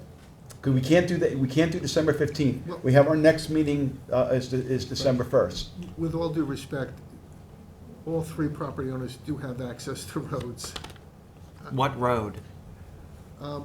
Mr. Herman has access to Red Creek Road. In fact, he blocked off access to my client's driveway prior to the permit being issued. What? Well, let's not get into Hold the on, tit for hold on. tat. Why don't we just, I just asked you, no, Oh, hold on. I asked you what roads. Okay, Red So Creek Road. let's Red Creek identify Road. the roads. Red Creek Road. Okay, And, that's him. Mr. Krug Von Nita has access to Gathering Rocks Road, Which is a private road. Okay. and Mr. Johnson, I apologize, I don't remember the name of the road, it's to the west of his property. Okay, well, I'm getting the sense that the neighbors aren't going to be, I mean, there was an acknowledgement that there was this private road, but the way in which it was characterized to us is that the gate was access to their property. That's at least the way it was But characterized. it's not. It's not the only access to their Okay. property. All right. But Adam, also, and just in Yeah. fairness, he also, Mr. Tates also did say a temporary restraining order has been denied. They've been in Supreme Court on it, Right, and it's been right. denied, and so has a preliminary injunction. So Both. Right. it's not, we're not the first, this board is not the The first court, stop. court This has is- already found that there is no urgency as to Mr. Krug Von Nita. I understand, but the court's looking at different issues than we're looking at. They're not looking at the legality of building. Of the building permit, exactly. Yeah, they're looking at. No, I think- understand that. Right. That Yeah. There's a difference between, even if you were to grant the appeal, that doesn't necessarily mean that these people have the right to use the driveway. Exactly. Exactly. There Okay. appears to be a right of way in the deed. There's a right-of-way in the deed, which Mr. Johnson has the right to use. Mr. Krug Von Nita and Mr. Herman are not part of that subdivision, and they do not have the right to use that right-of-way. Okay, and I also just want Do to you know ask what you. right of way they have in their deed? Have you reviewed their deed? Yes, and I will tell you that, Because there is a 7.5-foot right of way. There is. and I will tell you that, and you'll be presented with this information later, that granting of that right-of-way was erroneously put in predecessor's deed in the chain several owners ago. The, Well, As recorded in 1997. Okay. Is that what Correct. you're saying? So that was erroneous in Yes. 1997? that's correct. Okay. Mr. Well, Lawler. and I have to, Until now. and, What's well, that? but I have to say, this is all in the realm of Supreme Court the litigation. Supreme Court action, Correct. not before us. What before us is a very narrow issue, two issues. First is jurisdiction. Yeah, I think that has to come first. And then secondly is the issue of the underlying permit, whether it was correctly issued. Understood. Okay. Perhaps so- I feel compelled to say something. Okay, I have to swear you in, so if you can either I have a didn't seat or ask go to the the podium. attorney. Okay, Don't, I only wanted to say that. okay, I have to swear you in before you say Okay, anything. I'll just say one sentence. Okay, if you can state your name and address for the record. Hope Sandro, You- 653 Montauk Highway, Shinnecock Hills. Okay, and do you swear to tell the truth, the whole truth, and nothing but the truth? I do. Madam, just spell the last name for me. SANDROW. And your first name, Hope? Yeah, thank you. Okay, and what would This you has like to been our tell? family Can home. you sit, please? This is, Yeah, can you sit down so we can get you on the microphone? this has been our family home since, I'm sorry, emotional about it. I've been going to this has been our family home since I've been in the family in 1975. And we were very, very close with Bob Jones and George Tetzel, who owned the property. George Tetzel is my husband's brother-in-law. And Can't then, hear her. Sir, I'm sorry, but that's a technical issue that we can't deal with. We have to get the testimony of the person who's before us, sir. Okay, if you can continue. yeah, Bob and George were like our fathers. My husband Ulf came from Sweden because his sister married George's brother. He's been going to the house since he was 12. Bob and George bought the property and they had Ada's Attic in Hampton Bays, which many of you had probably gone to. And as they aged, we helped care for them. So it went from their being our fathers to us being their caretakers. And we were very involved in the property and making sure that everything was fine with the neighbors. George asked me to take care of a lot of those things in the 80s and the 90s. Okay, we have an application that's very specific. Yeah, and I'll Can tell you, yeah. If you'd like, tell us what you'd like to tell us. What do I It's have to very say? upsetting Well, to hear what people are saying because, for example, the property that's now empty of the house, they accused Brian Johnson of molesting their son, and they put up a fence. Okay, that is not Sorry, this helpful is information. nothing to That is do not with- But helpful information. that's where the fence Oh, boy. was, and they Oh, boy. never used the driveway. Okay, and your attorney had advised you not to Yeah. speak, and I think probably better that you not say anything else. Okay, but they Yeah. never used the driveway. Oh, boy. Oh, I'm just boy. saying, yeah. Well, that's a little too Because late. they couldn't use the driveway. All right, so there's nobody in the audience, correct? No, there's someone right with her hand up right now. Okay, all right, okay. You can have a seat, please. I just want, Okay, you state your name and address for the Nancy record, Johnson, please. 148 Red Creek Road, And do you- Hampton Bays. New And York. do you swear to tell the truth, the whole truth, and nothing but the truth? Yes, I do. I just have a couple of things to say. When we bought this property from the Shields in the 90s, we had deeded access to the right-of-way to get to our property. It is the only way to get to our property. As we said, even with Harvey, whatever, we had to flag down ambulances for his wife because of this whole thing over access. But I also want to say that Bob and George, our neighbors that we've had for years, I remember Ada's Attic, I used to go there in the 1970s, I've been out here forever and then finally bought the home. I used to go over and take care of George a lot when he got Alzheimer's with his keeper. I used to bake him bread, go over and make sure he was okay. Again, if we can I'm get just to saying the that what subject she's matter, saying, please. yeah, I'm just saying that, you know, I'm just, whatever she's saying Okay, that, you know. okay, I appreciate that. All right. We're here on an All right. application on an appeal of Okay, the all I wanted termination of to- the building. Does that have that's- anything to do with the use? The use is that we have used this road since we moved there When did you move there? in 1997. And when we were there, when the. Folks, if you're gonna speak in the audience, you're gonna have to go in the hallway.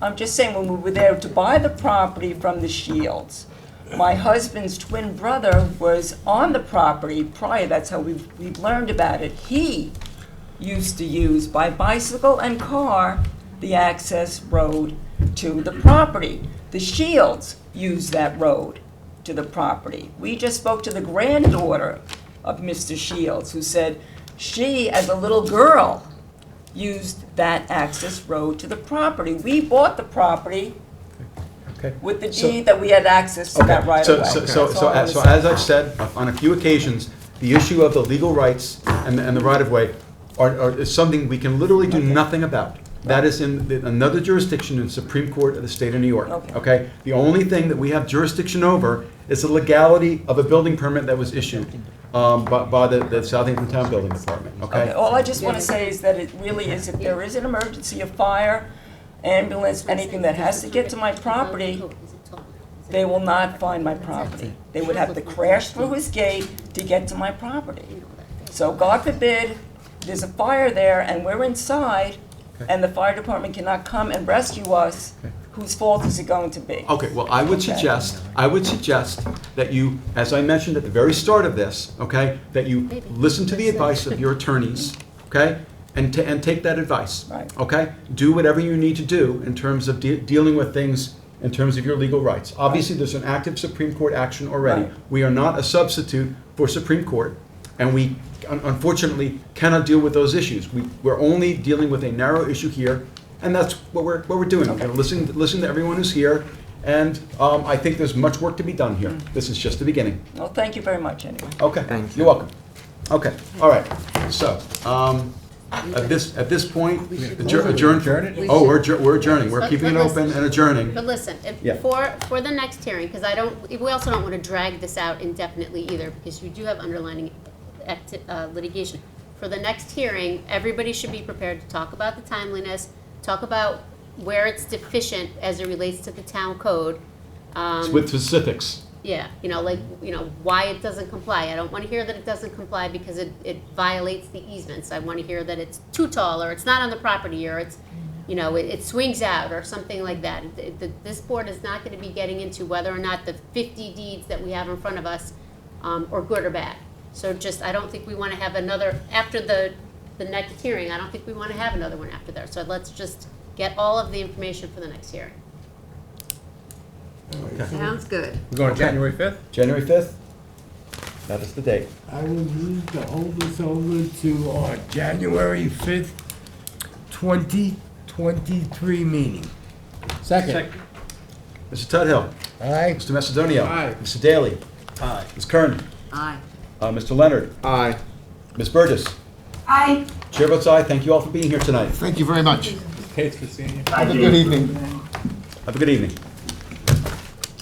All right, item 4 on the agenda is, excuse me, 213 Shore Road LLC. 213 Shore Road, North Sea, Suffolk County Tax Map 900-76-2-26. Applicant requests relief from Town Code for a proposed 3-story dwelling. 1, 330-84. Pyramid height for a proposed total encroachment of 2,993 cubic feet, 1,302 cubic feet on the west side, 13 cubic feet on the south side, and 1,678 cubic feet on the east side. 2, 330-11, Residence Districts Table of Dimensional Regulations for a proposed 3-story dwelling where a maximum of 2 stories is allowed, and 3, 330-97C, supplemental regulations for private garages and off-street parking areas in residence districts, for a total of plus or minus 9 parking spaces on the property where a maximum of 5 parking spaces are allowed, and any other relief necessary. Board has jurisdiction. You guys have the mic. Okay. No gates, right? Good evening. No gates in there? This goes to Mike. No, we'll skip the gates. Okay. All right, so who's set to swear you in? If you could state your name and address to the record, please. Susanna Herman and Consultants, 1319 North Sea Road, Southampton. And do you swear to tell the truth, the whole truth, and nothing but the truth? I do. And sir, I can swear you in as well? Mark Matthews, 220 Shore Road, Southampton, New York. Okay. And do you swear to tell the truth, the whole truth, and nothing but the truth? As always, yes. Okay, thank you. All right, can you tell us about the application? Okay. This is 213 Shore Road in North Sea, on North Sea Harbor. The property is 10,853 square feet, or 0.25 acres. It's in an R20 zoning district. It's only 80 feet wide.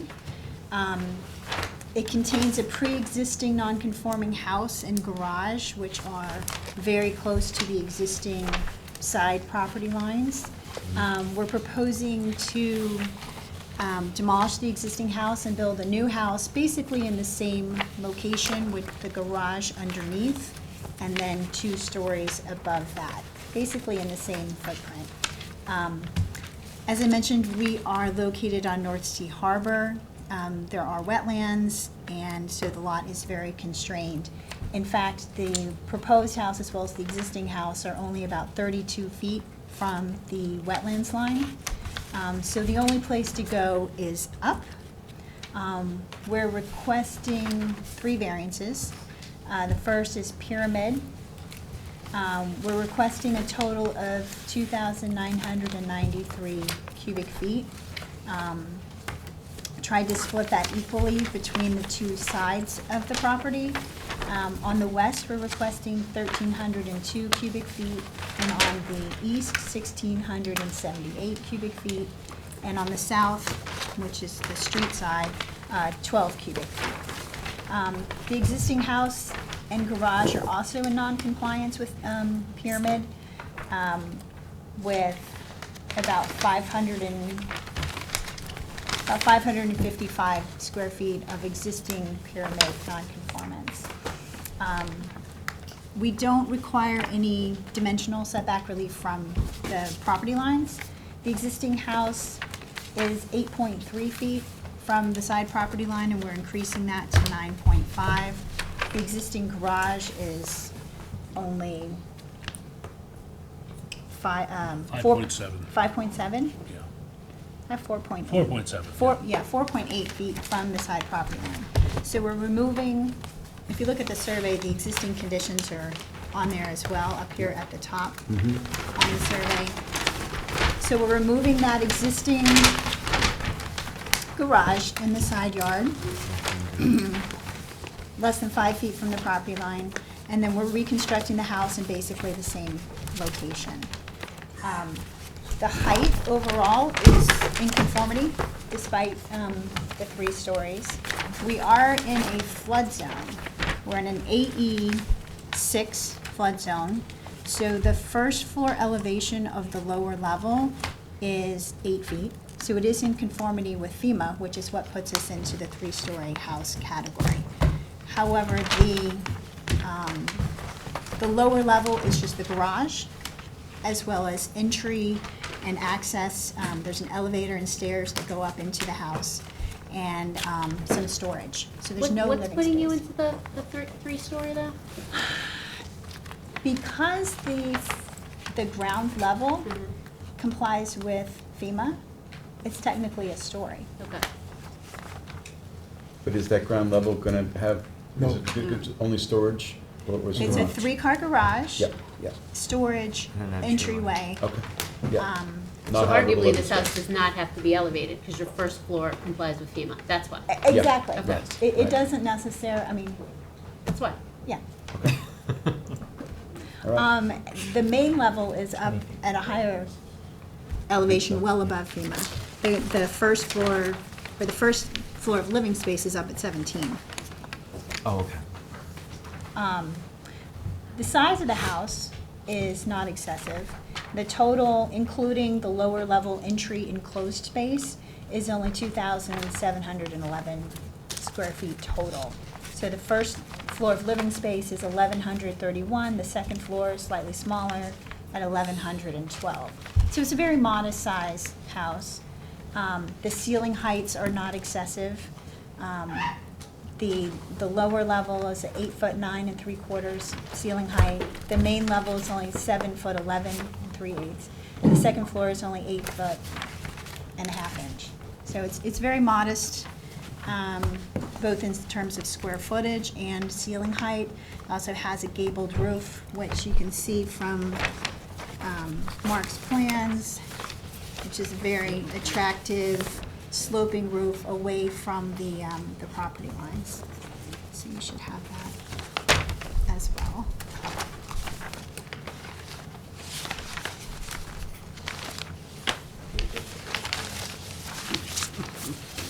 So Is it correct that most of the encroachment on the pyramid is the dormers? Appears that way. Yes. It appears that, It is is. that correct? Correct. Okay. So, as I mentioned, it is, so I've been over a pyramid. As I mentioned, it's 3 stories. The lower level is non-habitable. It's garage, it's entry, it's stairs and storage. We're eliminating the garage, the detached garage, so there's no other storage on the property. So that is needed for that reason. Sprinkler system, because it's 3 Yes, stories. we will be required to do a sprinkler system.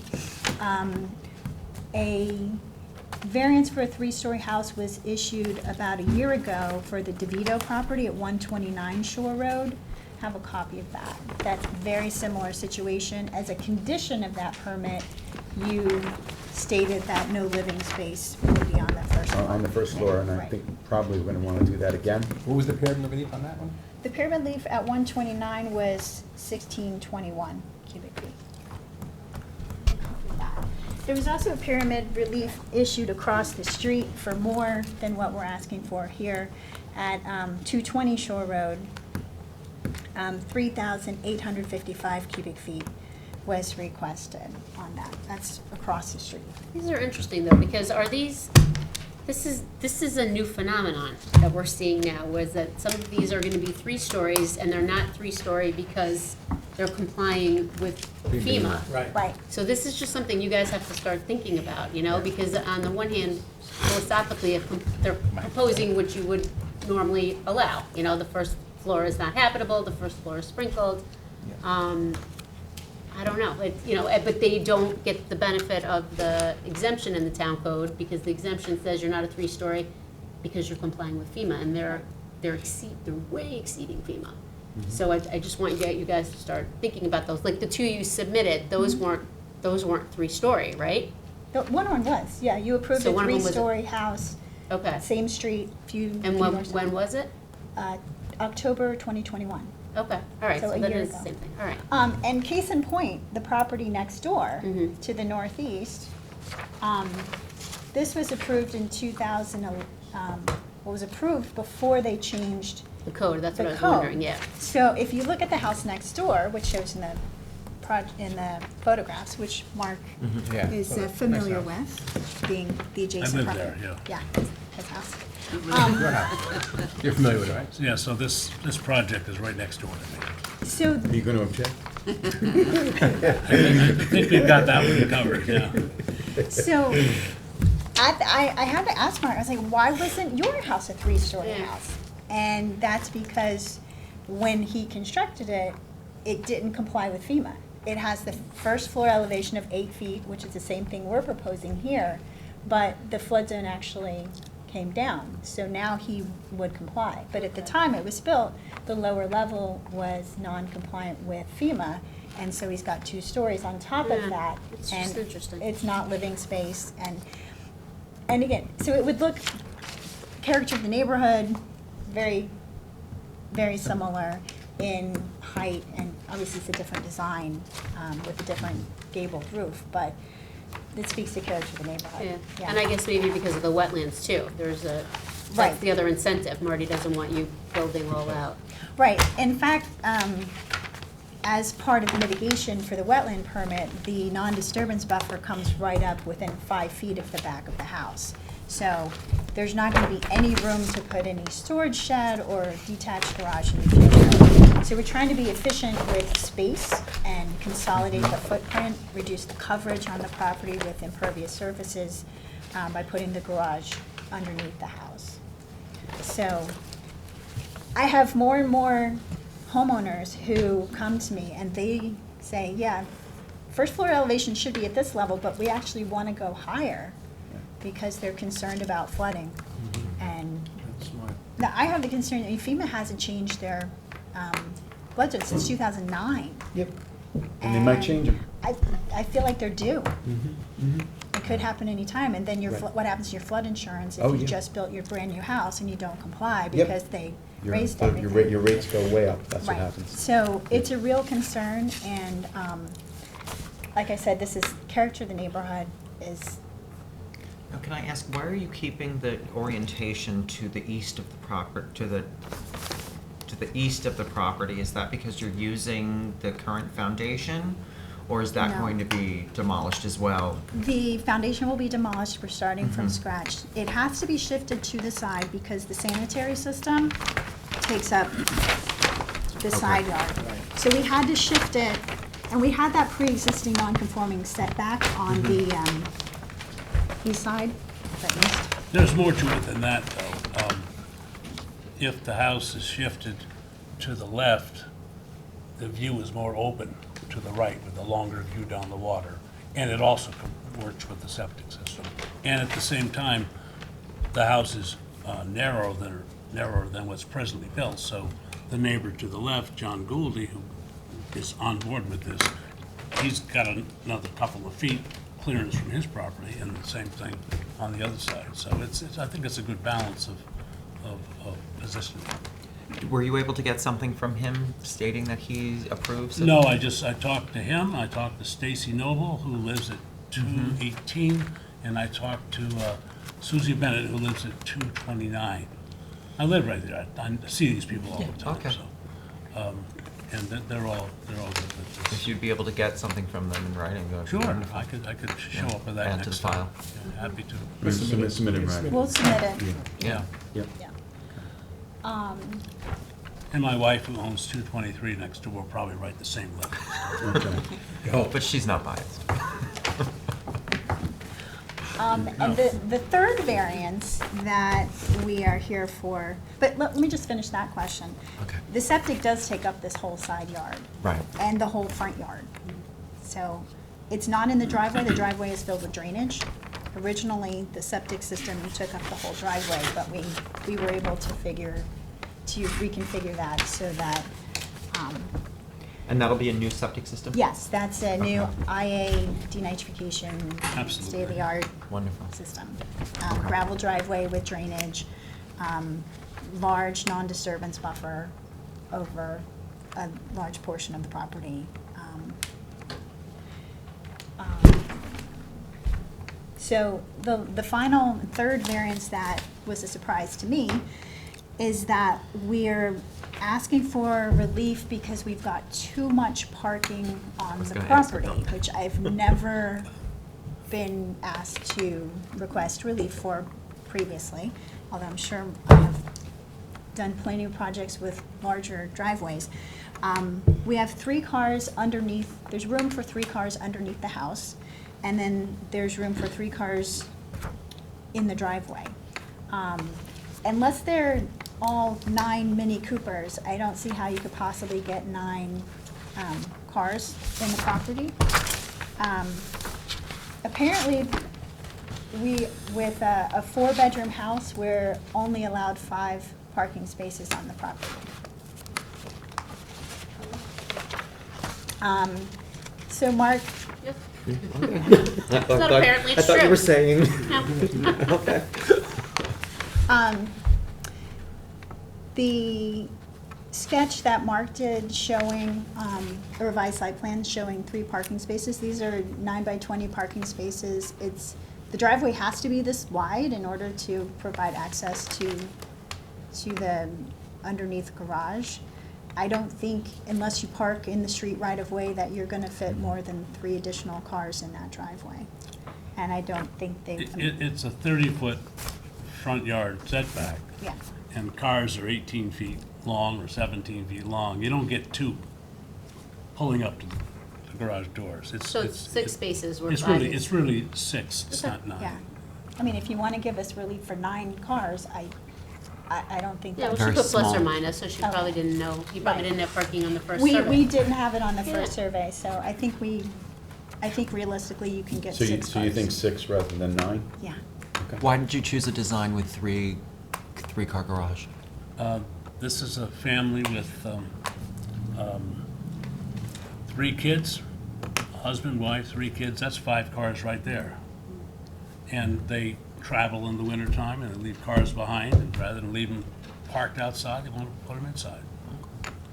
It's not an unusual situation. It's a pretty efficient use of space to park the cars underneath the house. Susanna, do you have wetlands permits? Yes, we just received the Conservation Board permit. I can submit a copy of that for the Yeah, file. if you could, that would be great. Okay. And I had mentioned before about the first floor, having an any determination not to be used for habitable living space. Is that agreeable? That's agreeable. It is. Okay. All right. So the other thing is the amount of cubic feet of pyramid relief, which is 2,993 total. So generally, 2,500 or less is often granted. I don't know how the board members feel about the amount of cubic feet of pyramid relief that's being requested. How much of it is, as I asked before, it's largely taken up with the dormers? Yes, on the left side, some of the major roof is part of that. It shows on the drawing. It appears that the ceiling heights are not extraordinary either. They're very modest ceiling heights, so I'm okay with it. This is. you're trying to keep down the Absolutely. pyramid relief. And there's no height relief requested. We don't want to, Right. I don't want to do that to the neighborhood. You're the next door neighbor. I am. Yeah. And then if this was like 8,000 cubic feet of pyramid relief or 10,000, I think we would be scrutinizing it. But to me, this is it's still, and also there are constraints on this property. Yeah, So I mean, well, I think the that's- wetlands, yeah. Yeah. They're yeah. forcing you to go up Yeah. instead of out. Right. So And I it's a think- lot of unused space. It seems like a lot of roofing and. Yeah. So I'm okay with it. Yeah, I'm okay. As well. So, all right. Any other questions, members of the board? Is there anyone from the public who is here this evening in connection with the application of 213 Shore Road LLC? This is for property located at 213 Shore Road in North Sea. Yes, feel free to have a seat, or you can go to the podium, whatever you prefer. Have a seat. Okay. It's Eugene Kupitlowski, Okay, Oh, and your, that's and your, right. and your address? 202 Shore Road. Okay, and do you swear to tell the truth, the whole truth, and nothing but the truth? Yes, I do. Shore Road in Southampton. need to spell his Yeah, I name. know, Could you I spell know. your last name? If you can spell your last name for Candace, please? K-U-P-I-D. Right over there. Can you sit? L-O-S-K-I. Yeah, yeah, if you can also sit so we get you on the microphone. K-U-P-I-D L-O-W-S-L-O-S-K-I. Drop the W with L. I'm sorry. Okay, and you can tell us your Okay, I'm a comments. lifetime resident of Southampton. And I built my house on Shore Road. Every time I like to take a look at that. Took me 10 years, and I've been in it for 10 years. My son helped me also. Now, this is my view. I am diagonally across from this house that's requesting to go up in the air. Okay. Now, it's totally out of character for North Sea Park. These are the type of houses that are in North Sea Park that occupy 99% of the park. I took some pictures of the residences that are on the water that run the length of Shore Road. These are the residences. Okay, give those to our attorney. Thanks.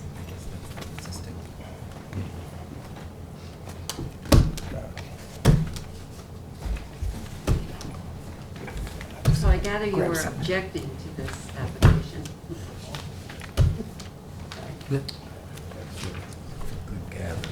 Couple more.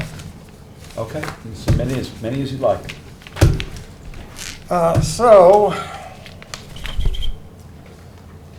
now this is not necessary as far as I'm concerned. I mean, the applicant mentioned that she had nowhere to go but up, but actually she has someplace to go, which is nowhere. Now, I don't know if there is any pre-existing, non-conforming, but the house had been renovated in the past. It's a small, tiny cottage, okay? And so if there was anything that was non-conforming, it had a valid building permit at the time, and I imagine it was conforming at some point. Now, Sir, Mr. these are pictures of other properties in the neighborhood? all specifically waterfront along Shore Road. Okay. There's probably 2 or 3 more. Okay. But I was, I apologize for interrupting you. You yeah, you get the can idea. continue. Now, I believe it was last spring, Mr. Matthews approached me and mentioned to me that he was raising the roof on this specific house, and if I was considering selling my house, it would be a good time to do it. So even Mr. Matthews, it appears, understands that this is going to devalue my house.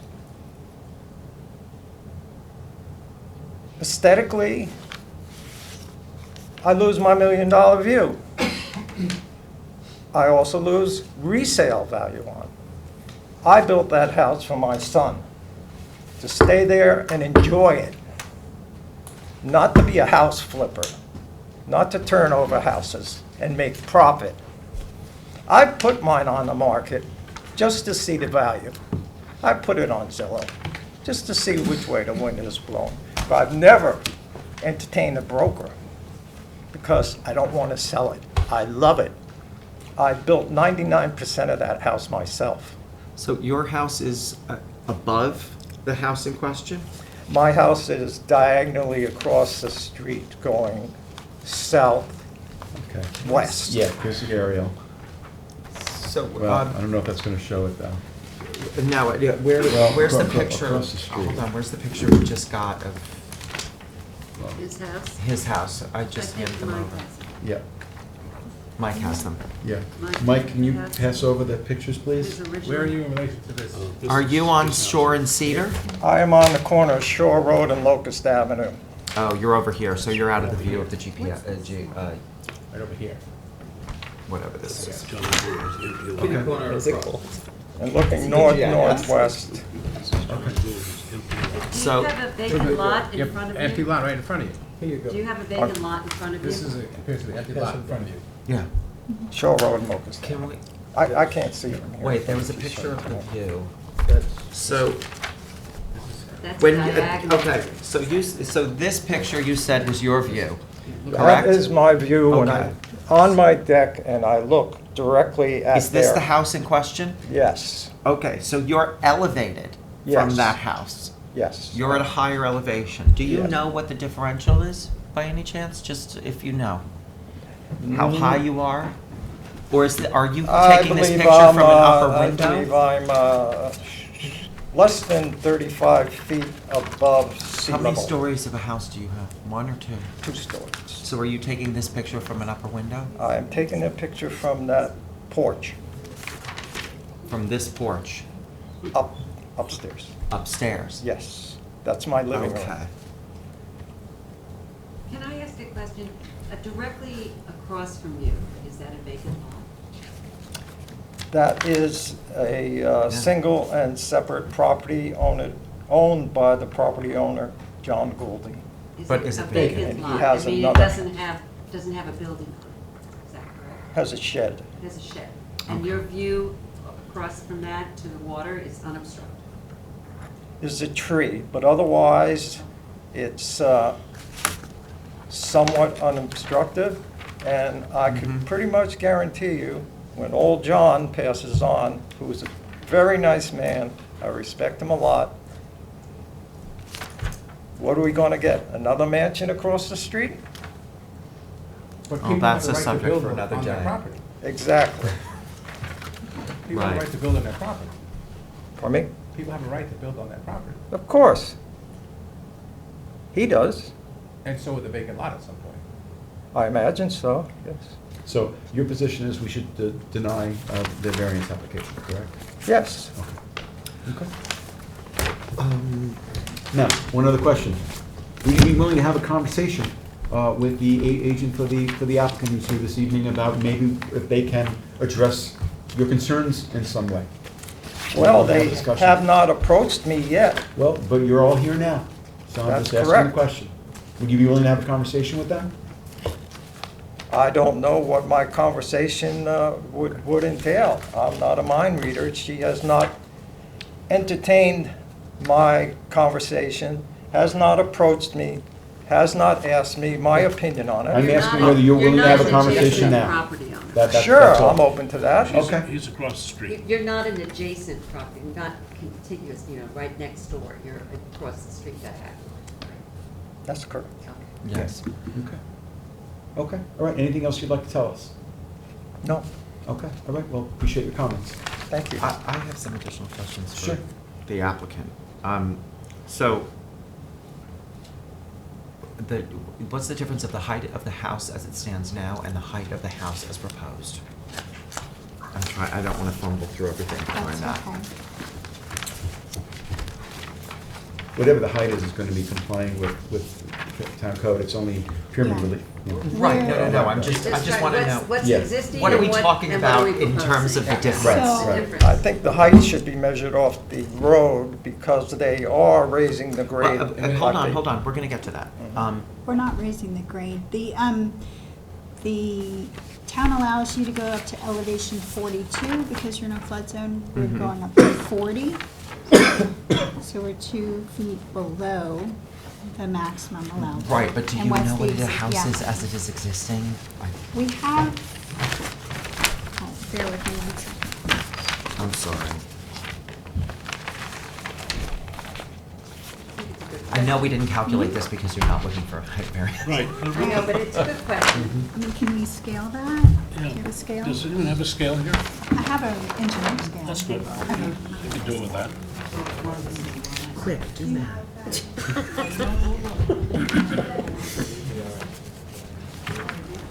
Where's this one? I need those pictures, by the way, Oh, here. Yep. for the official file. Oh, thank you. Either do I.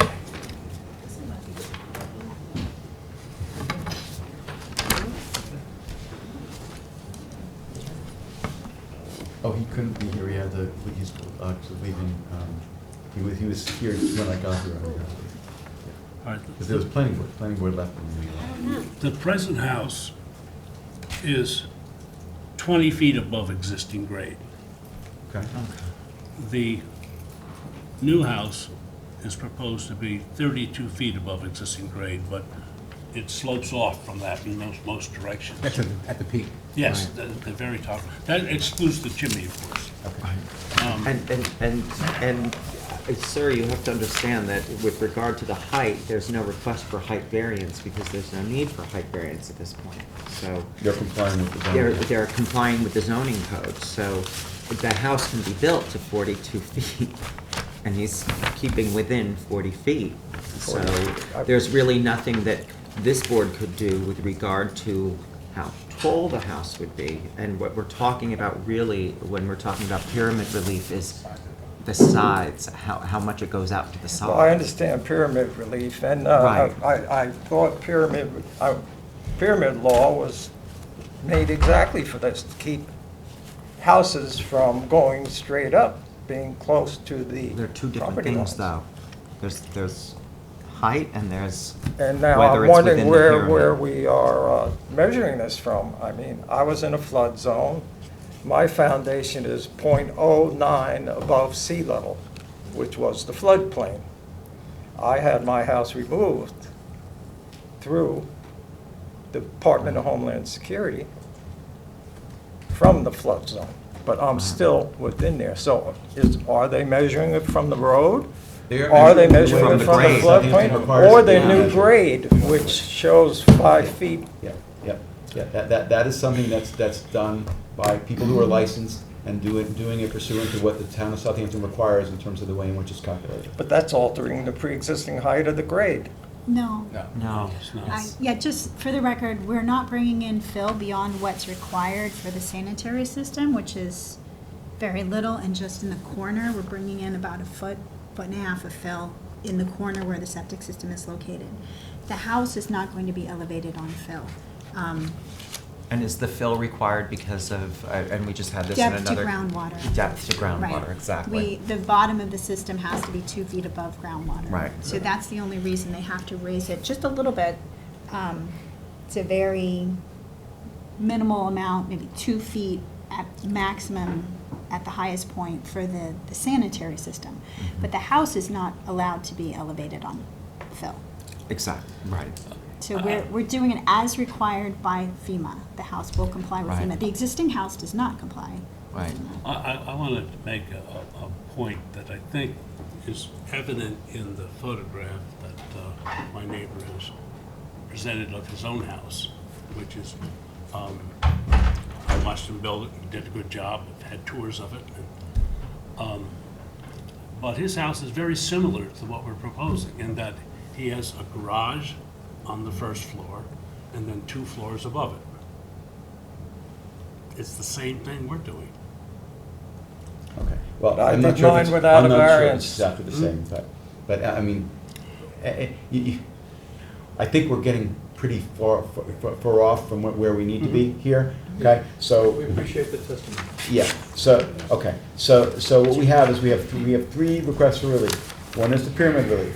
One is 3 stories where 2 stories is permitted. But even though they're asking for 3 stories, doesn't mean they're asking for height relief. Those are 2 different things. And the 3 stories has to do with when the law triggers at being a 3-story as opposed to a 3-story structure. And then the last relief is parking spaces, and at this point it's based on what Susanna said, it's 6 spaces rather than 5. on the property. So I think of those three items of relief, the one that you're most, I'm getting a sense of the one that you're most concerned about is the pyramid relief.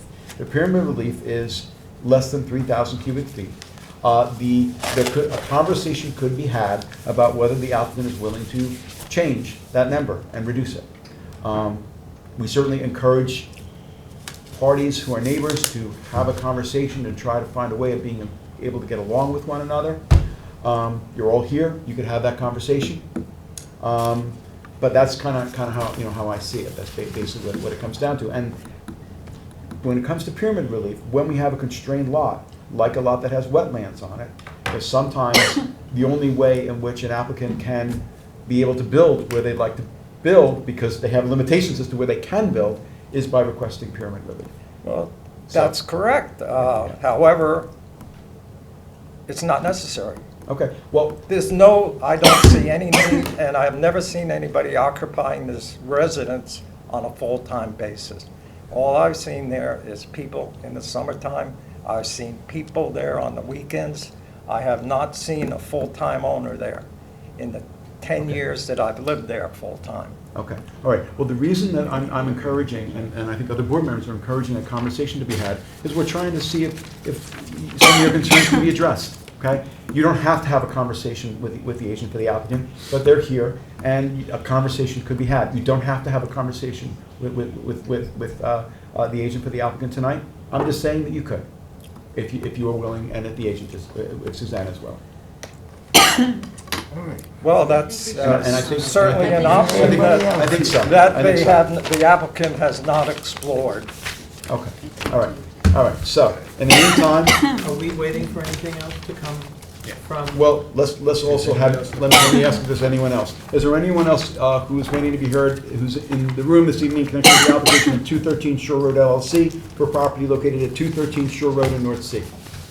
Is there anyone who is waiting to be heard on Zoom in connection with the application of 213 Shore Road LLC for property located at 213 Shore Road in North Sea? If you're waiting to be heard on Zoom, this would be the time to let us know by raising your hand. No hands, okay. If not, Mike, it is yours. So are we waiting for any other Yes. documents? Support letters and the conservation. Which we have, I can just get you a copy. The Conservation Board you do have? Yes. And we're waiting for Marty's referral and Suffolk County All right. Planning Commission. Okay, so I am submitting that proposing that we close this public hearing, leave it open for written submissions until December 2nd, with a decision on December 15th. Second. Mr. Daly? Aye. Mr. Tudhill? Aye. Mr. Leonard? Aye. Mr. Macedonio? Aye. Ms. Burgess? Aye. Ms. Kern? Aye. Chair votes aye. So feel free to have a conversation or not, it is up to you. Thank Okay? you. You can submit All any right. other Thank written you for your submissions comments. Thank you until very December much. 2nd. You're welcome. And if you have anything else to submit, December you can do 2nd, that. please. You can submit it right. Have a No good problem. night. Okay. Have to be delayed.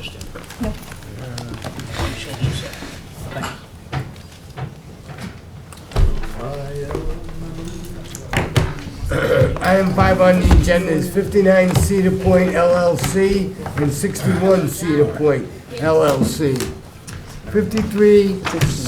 59 and 61 Cedar Point Lane in Noyak, Suffolk County Tax Map 900-4-1-37, 38, 39, and 40. Applicant requests relief from 330-9D4. Density incentive provisions to allow a carriage house accessory dwelling on a parcel without the transfer of development rights or Pine Barrens credit to the parcel with the carriage house and any other relief necessary. Board has jurisdiction. For the applicant, John Pettit, I'm going to try to be really quick about this because what it is, really all I'm talking about is removing Never been quick in removing 20 years, a that's right. connector for a house. More? Removing a what? Okay. I was not talking about that. What are we removing? I want to remove a connector to a house so that, and make it a guest house.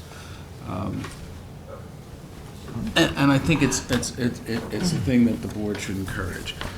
So my client, the easiest way to see it, what I've handed you is an aerial photograph that shows 59 Cedar Pond, Cedar Pond. Point. Point, I'm sorry. I can't read the damn thing. I'm sorry. I gotta It's need the another- applicant. I need another, I need None of two those straight. fives as Yeah, opposed you to need two, to yeah. put up your straight. It's got too many cases. 59 Cedar Point LLC and 61 Cedar Point LLC. These are two single and separate lots, and what I did is I attached the single and separate search that we ordered from South Bay Abstract when my client purchased this property, and then of course we kept the lots single and separate. So my client wanted a main house and a guest house, so there were two ways to go about that. So hopefully you won't embarrass me, because this is what I came up with, but I think it makes a lot of sense. We could have put the main house on 59 and put a guest house, a small guest house, about a 2,000 square foot guest house, on 61. But there's no way we would have made the wetland setbacks. So rather than fight it out in the conservation board and say, this is a single and separate lot, you've got to give me something on it. You can't just say, no, I can't build on it.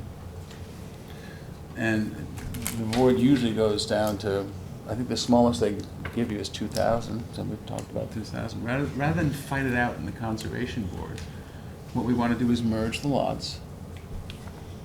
These are two single and separate lots, so there are two development rights here. And put the house generally where it's shown after the merger on the survey. Where's my big survey?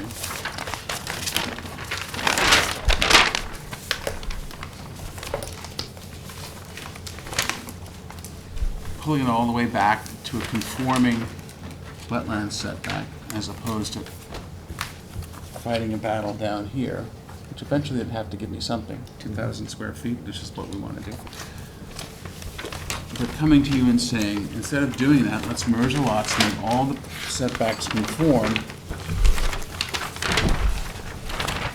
What I want to show you is what the effect of that is if you grant me relief to have a carriage house there upon merger of these two lots with two. Merger of 2 lots or 4 lots? Well, it's really, the 4 lots are tiny. There's one little lot that's a right of way. Who's counting? I know, but now we're merging 2 lots. We're merging 4 lots. Okay? You're essentially merging 4 lots. Yeah, but only 2 of them are buildable, arguably. Where are the 4 lots? I don't see it. I see. Yeah, this lot. There's like a tiny little thing up there. Yes, there's a tiny little thing up there. Up That's here, a this right. thing, Yeah. yeah. And then this Okay. lot here is composed of 2 lots that are already merged. So yeah, is at this white line, that's the other lot? Yes, thank you very much. Okay. Thank you, yeah. That little But that's merged in title. That little orange piece you're talking about? No. There's a little Yeah, a little. tiny little lot, which Yeah, is a yeah. former right-of-way. Okay. And then It's the right of way. 69 is actually 2 I know, it took me a while to lots figure that are it out. merged already. So we are merging 4 lots. You could say we're merging 3 lots, because 69 is composed of 2 lots that are already merged. I got 4 taxes. But 61 and 59 are separate lots, thus the single and separate. So again, instead of battling it out in the conservation board, let me show you what the net effect of the request for the roof is. On the top is a site plan showing what we want to do, and below that is the lot that is. Let me strike this. On the top is what's before the conservation board right now, which also contemplates merging lots. You're before the conservation board right now? Yeah, I got it. Yeah. Oh, sorry. Thank you. Oh. Usually you say you're not gonna go there first, or at all. Well, I couldn't take credit for doing such a good thing. and conforming with the wetland setbacks unless I was before Marty. So it's an administrative permit before the conservation board. So really,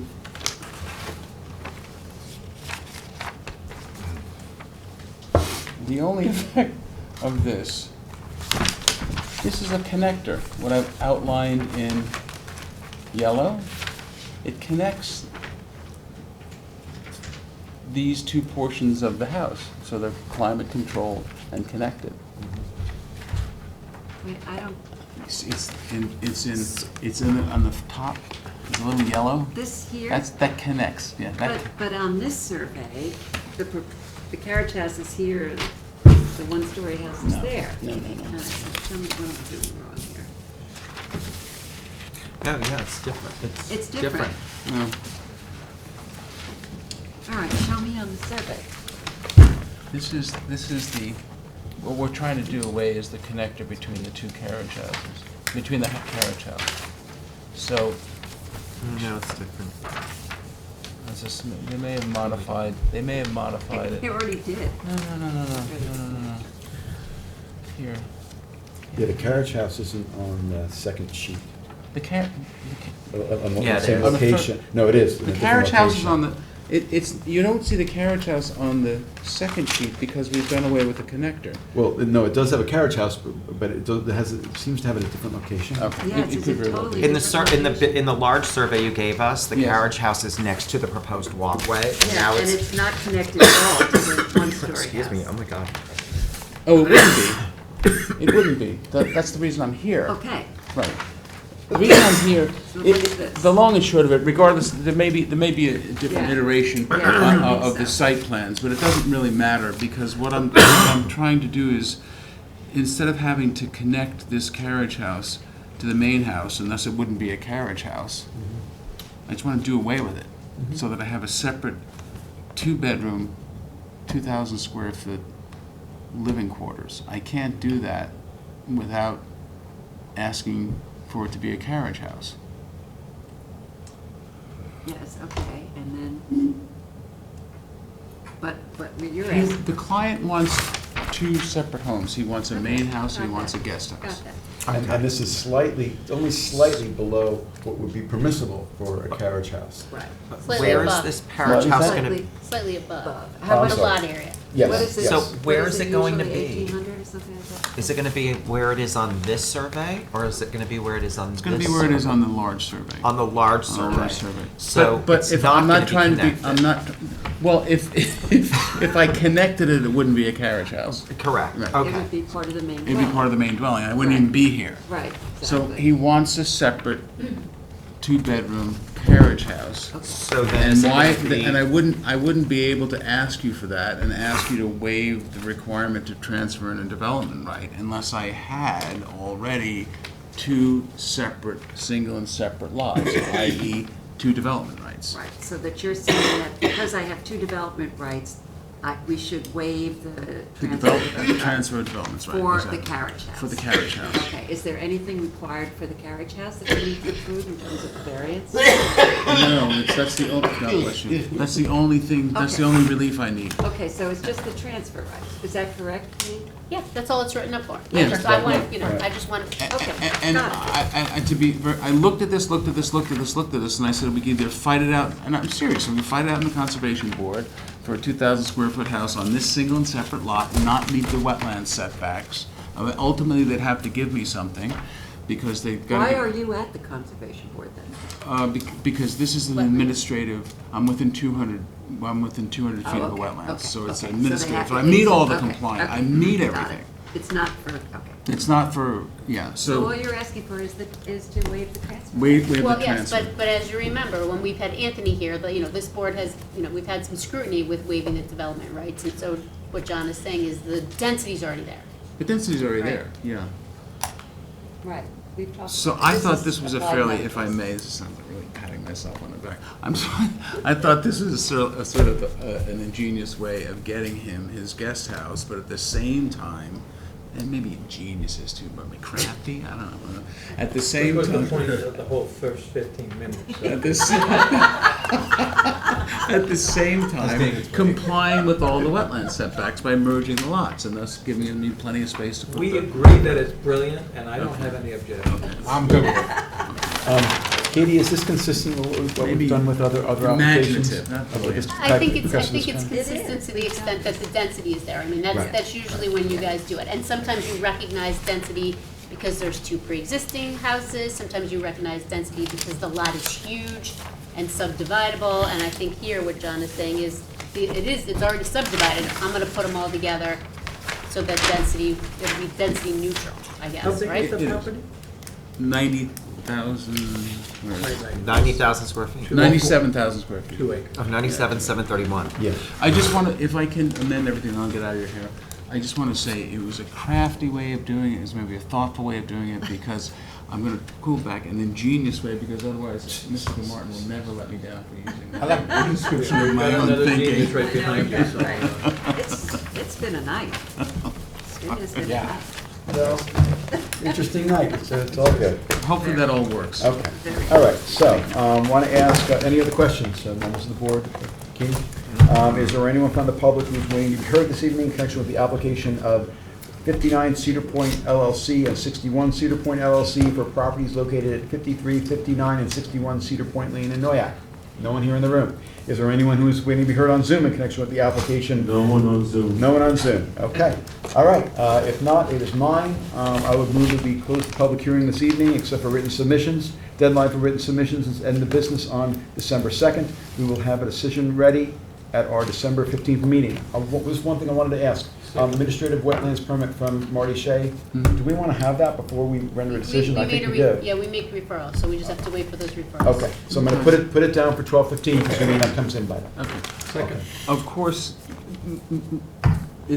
I'm offering it as a condition. I'm not going to merge the lots unless I get your approval and the Conservation Board's approval. Right. Okay, all right, just so everybody understands that. Okay. Okay, very good. Okay, thank you. Thank you. All right, have a good night, sir. Have a good night. have a good Thanksgiving. Oh, thank you very, very much. Thank you. Have a great Okay. Thanksgiving.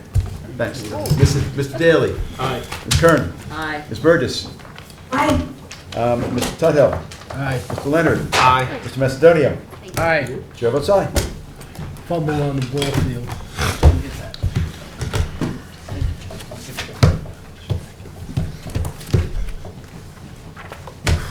Is this open? All right.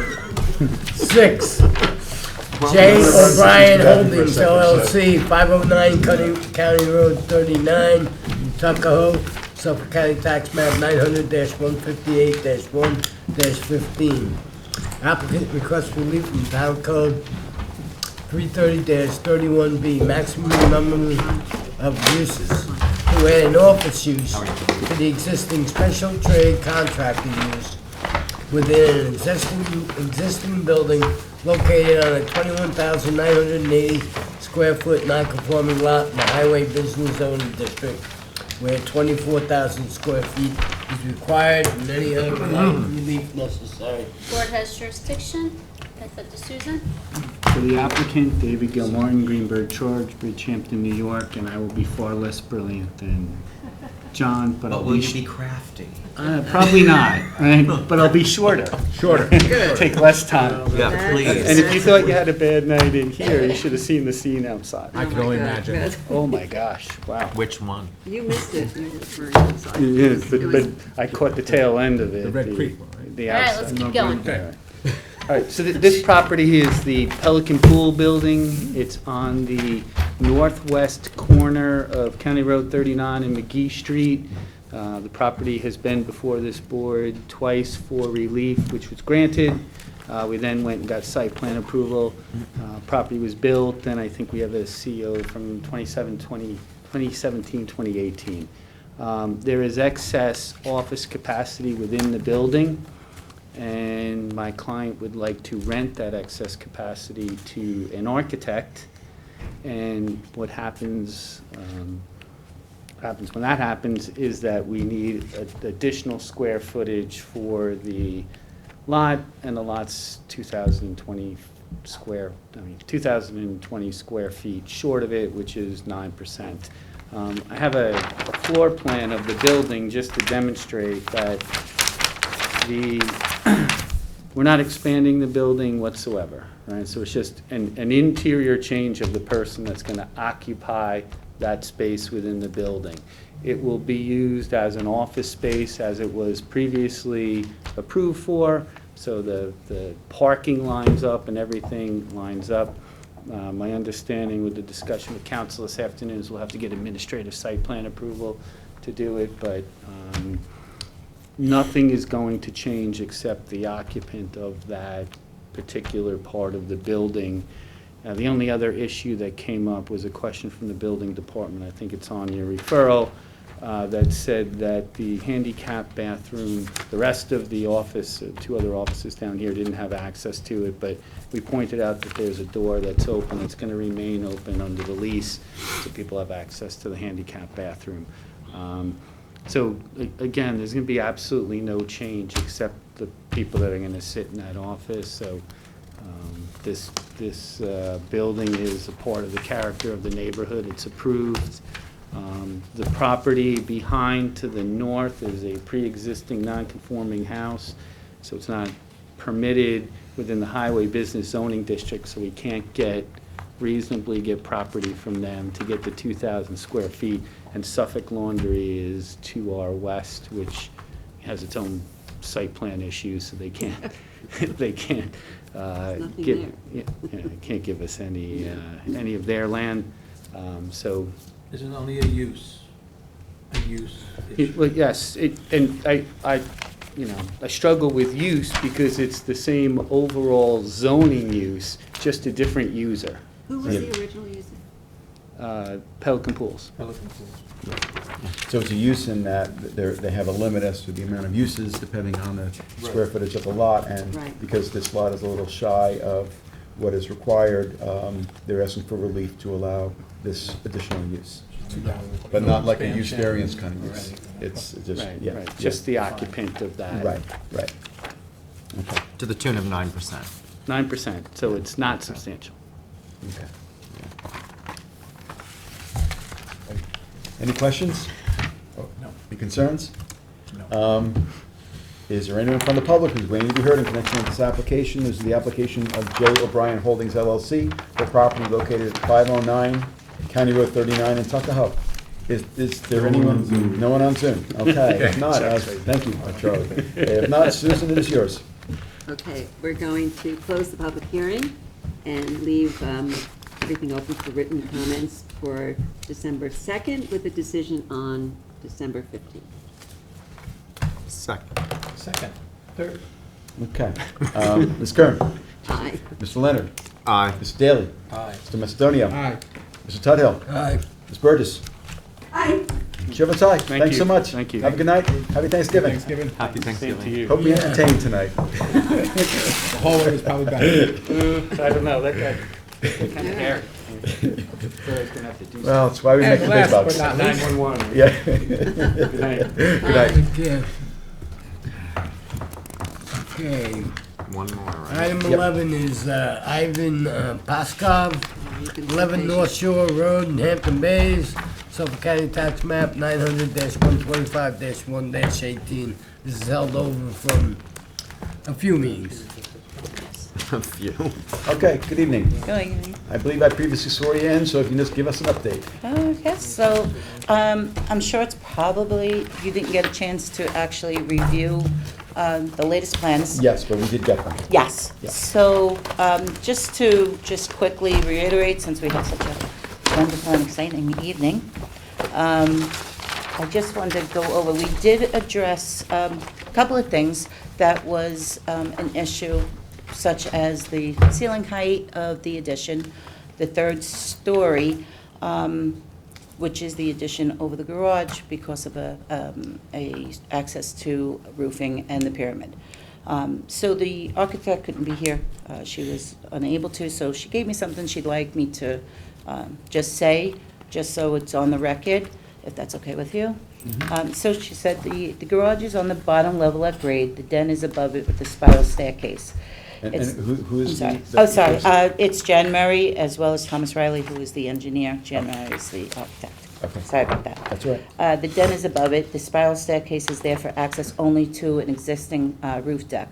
The ceiling height ranges from 8.3 from the underside of the balcony, and the balcony is the den floor. 7.0 feet plate height on the side wall is vaulted up from there. It's just enough room to clear for the roof deck door at 9 feet above the balcony floor. The new pieces, the second floor deck is there just a square off to the existing deck. But the existing house and deck already encroaches on the front side setback. So the pyramid for the existing encroachment is actually 16.18 square feet or 155.20 cubic feet. And then on the new addition side, it is now brought down from the previous set of plans that you have to 4.75 square feet, which is 477.42 cubic feet. So we cut it down as much as possible. The addition will have obviously the vaulted ceiling. There will be, as long as it's approved, of course. The proposed is to have just a spiral staircase, just enough for the door to go onto the roof deck. And then in the back of it will be just a storage. You'll see on the set of plans when you have a chance to obviously review them correctly. And then within the right amount of time, you'll see that it's just a storage space. That's pretty much what we did. We cut it down. Okay. Yeah, and I appreciate all the effort that went into that. And will you That's okay. submit the written comments so that we can review them? Oh, sure. I'll have them Yeah, if you directed. want. Do you want me to send it to Candace? Yes. And then Yes. she'll forward? Yes, Okay. because it was hard to I follow know, it, it's quick. because I speak and, really yeah. fast, You because I do don't like to speak quickly, speak. but more than that, it's complicated. Did Yeah. did It's all good. Marge look at the most recent plans? I believe so. I Okay. think the copies that Linda just submitted really had to do with the fact that the pages didn't have dates and there was a typo. Okay. Correct. And I believe Marge has a memo in the file, you should have it already. Okay. Okay. All right, very good. Any other questions from members of the board? Okay, does not appear to be anyone in the audience. Is there anyone from the public who's waiting to be heard in connection with the application of Pasco for property located at, no one on Zoom, So is 11 the North Shore board- Road, Hampton Bays. Okay. Is the Okay, board okay? not Keith, it's yours. Is the board okay with the third story addition? Because I know there were lots of questions, so is the board okay? No, Yeah, the pyramid's fine. I'm not talking about the pyramid, Okay. I'm talking about the They're third talking about story. this, for the staircase to the roof deck. It's just for the So what staircase. It's just for a spiral. Okay. All it is And just, what's the total pyramid relief you're now seeking? Was it the four? well, it's actually smaller, because last time, the roof line has been changed because of the issue that one of the board members discussed about being too high of a ceiling, which then gave too much of a pyramid. So we kind of took So you away re- the height of it and made it as such as a vault to be a shorter So the distance. total cubic The foot- total The- cubic the- the- for, the new 400 figure. and some, 477.42 from cubic. 2,463 cubic feet? Yeah, so it's literally 4.75 square feet, All right. Yeah, 'cause it's these little edges to the yes. ceiling, to the Right. to the roof. So the original request was for 24,000. Correct. And now we're down to 400 Yeah. or something. Yeah, 2,400. 2,400, I'm sorry. Yeah, yeah. Oh, Yes. 24. I'm sorry. Not Yeah. 1,000, so sorry. It's okay. And the 3 stories is just really for a spiral This- staircase, not for a functional third floor? There is no functional third floor. It's literally, you To a go in. balcony. It's to the balcony, correct, where's the spiral staircase, and we needed to just have that just so it has clearance for the door.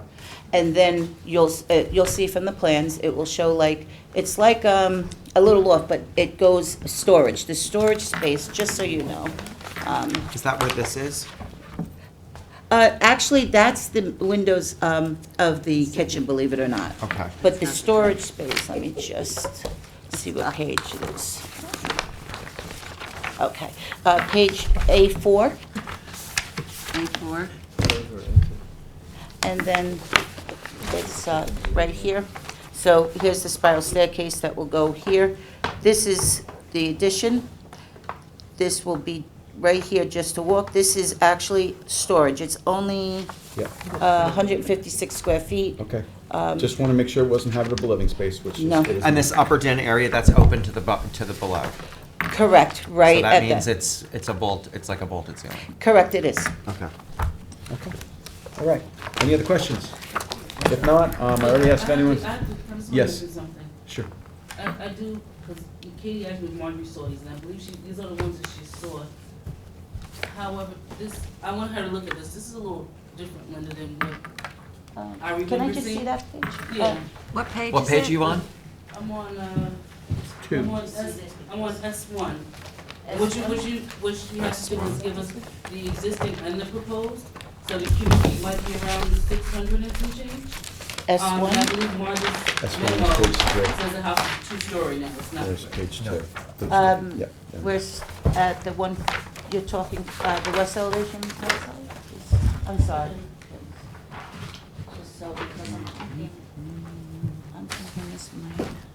This 11 by here? 17. No, this 11 by 17. Right, for S1. It's not the same. Then this is, hold on, hold on one second. See how you got the 15527 here? Yes. You don't have that on S1. You know what? I think Can we get one some second. dates? I'm sorry, I'm going to have to actually, these 11 by 17s do not, Here's the old plan. they must have mixed up when they did the printing. Okay. Because You these, can do it in a written submission, okay? I'm so sorry. Yeah, So you can sorry. send it to us. Yeah. Yeah, that's I'll all. get these to you first thing tomorrow. So I'm this so sorry. S1 is not Candace is always. crossed it out, right, okay. Oh, my goodness. What would we do with that, Candy? That's okay. What would I do with that, the wonderful office? Okay. Okay. I will get these are those, these are the ones I sent to you and Marge, okay. So I will, Yep, just submit leave that this in a with you written guys. sub and we're good. I will get this to match this. I'm so All sorry. right, no worries. Listen, if that's the most excitement we had, Yeah. we didn't. Yeah. Okay. All right, All right, so, motion to close. Second. To No, we're leave it gonna have to open do for some, written submissions to 12/2. Yep. With a determination on 12/15. Second. Mr. Tudhill. Aye. Mr. Leonard. Aye. Ms. Burgess. Aye. Mr. Macedonio. Aye. Mr. Daly. Aye. Ms. Kern. Aye. Chair votes Okay. aye. Thank you so goodness. much. Have a good wonderful night. Thanksgiving. Thank Thank you so too. much. Take care. Bye-bye. All right, we have a couple of decisions, and that is it. Okay. I have a determination in the matter of the minor variance application for Woodcock Ventures LLC for property located at Suffolk County Tax Act Number 900-376-133. This application is for property located at 135 South Road, West Hampton. The applicant requests a minor variance for a front yard setback for a proposed dwelling. This board finds that the application passes the standards set forth in New York State Town Law and the Town Code. Therefore, and for the reasons set forth herein, this board grants relief to the applicant from Town Code 336 General Regulations that references 33011 Residential Districts Table of Dimensional Regulations for a principal front yard setback of 45 feet where 60 feet is required for a proposed one-family dwelling as shown on the site plan prepared by Frank S. Ferrantello, surveyor, received by this board on August 25th, 2022, and the plans prepared by architect Sui Liu, last revised August 17, 2022. Granted, the foregoing relief is subject to such other conditions and permits as applicant has already acquired or may otherwise have to acquire for final approval of the subject premises. Second. Mr. Daly. Aye. Ms. Kern. Aye. Ms. Burgess. Aye. Mr. Macedonio. Aye. Mr. Tudhill. Aye. Mr. Leonard. Aye. Chair votes aye. I next have a determination in the matter of the application of Gary Podheiser. This is property, for property located at Suffolk County Tax Act Number 900-362-33. This application is for property located at 9 Sunset Avenue, East Quogue. Applicant requests a variance to maintain a bocce court constructed in the rear yard without the benefit of a building permit. While this board does not condone construction done without permits, it does find that the application passes the standard set forth in New York State Town Law and the Town Code. Therefore, this board grants relief to the applicant from Town Code Section 336 General Regulations that references Town Code 33011 Residential Districts Table of Dimensional Regulations for an accessory side yard setback of 11.3 feet where 20 feet is required to maintain an existing bocce court constructed in the rear yard without the benefit of a building permit, as shown on the survey prepared by Pat T. Secafico, surveyor, last dated March 10, 2022.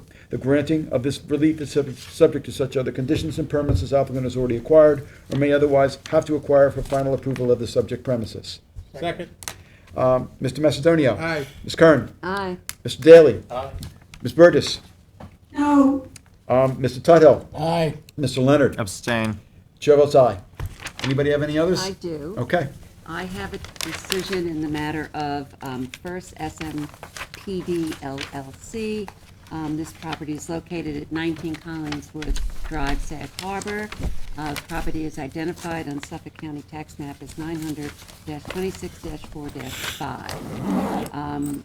At the public hearing, Sean Murphy of First SMPD LLC testified that he received a building permit for the proposed construction, which included a proposed garage.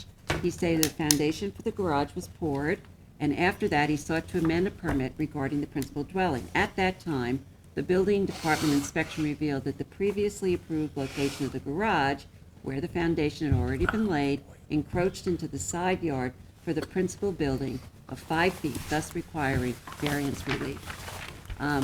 This board finds the grantee of the variance meets the 5-part test set forth in the code, town code and New York State town law.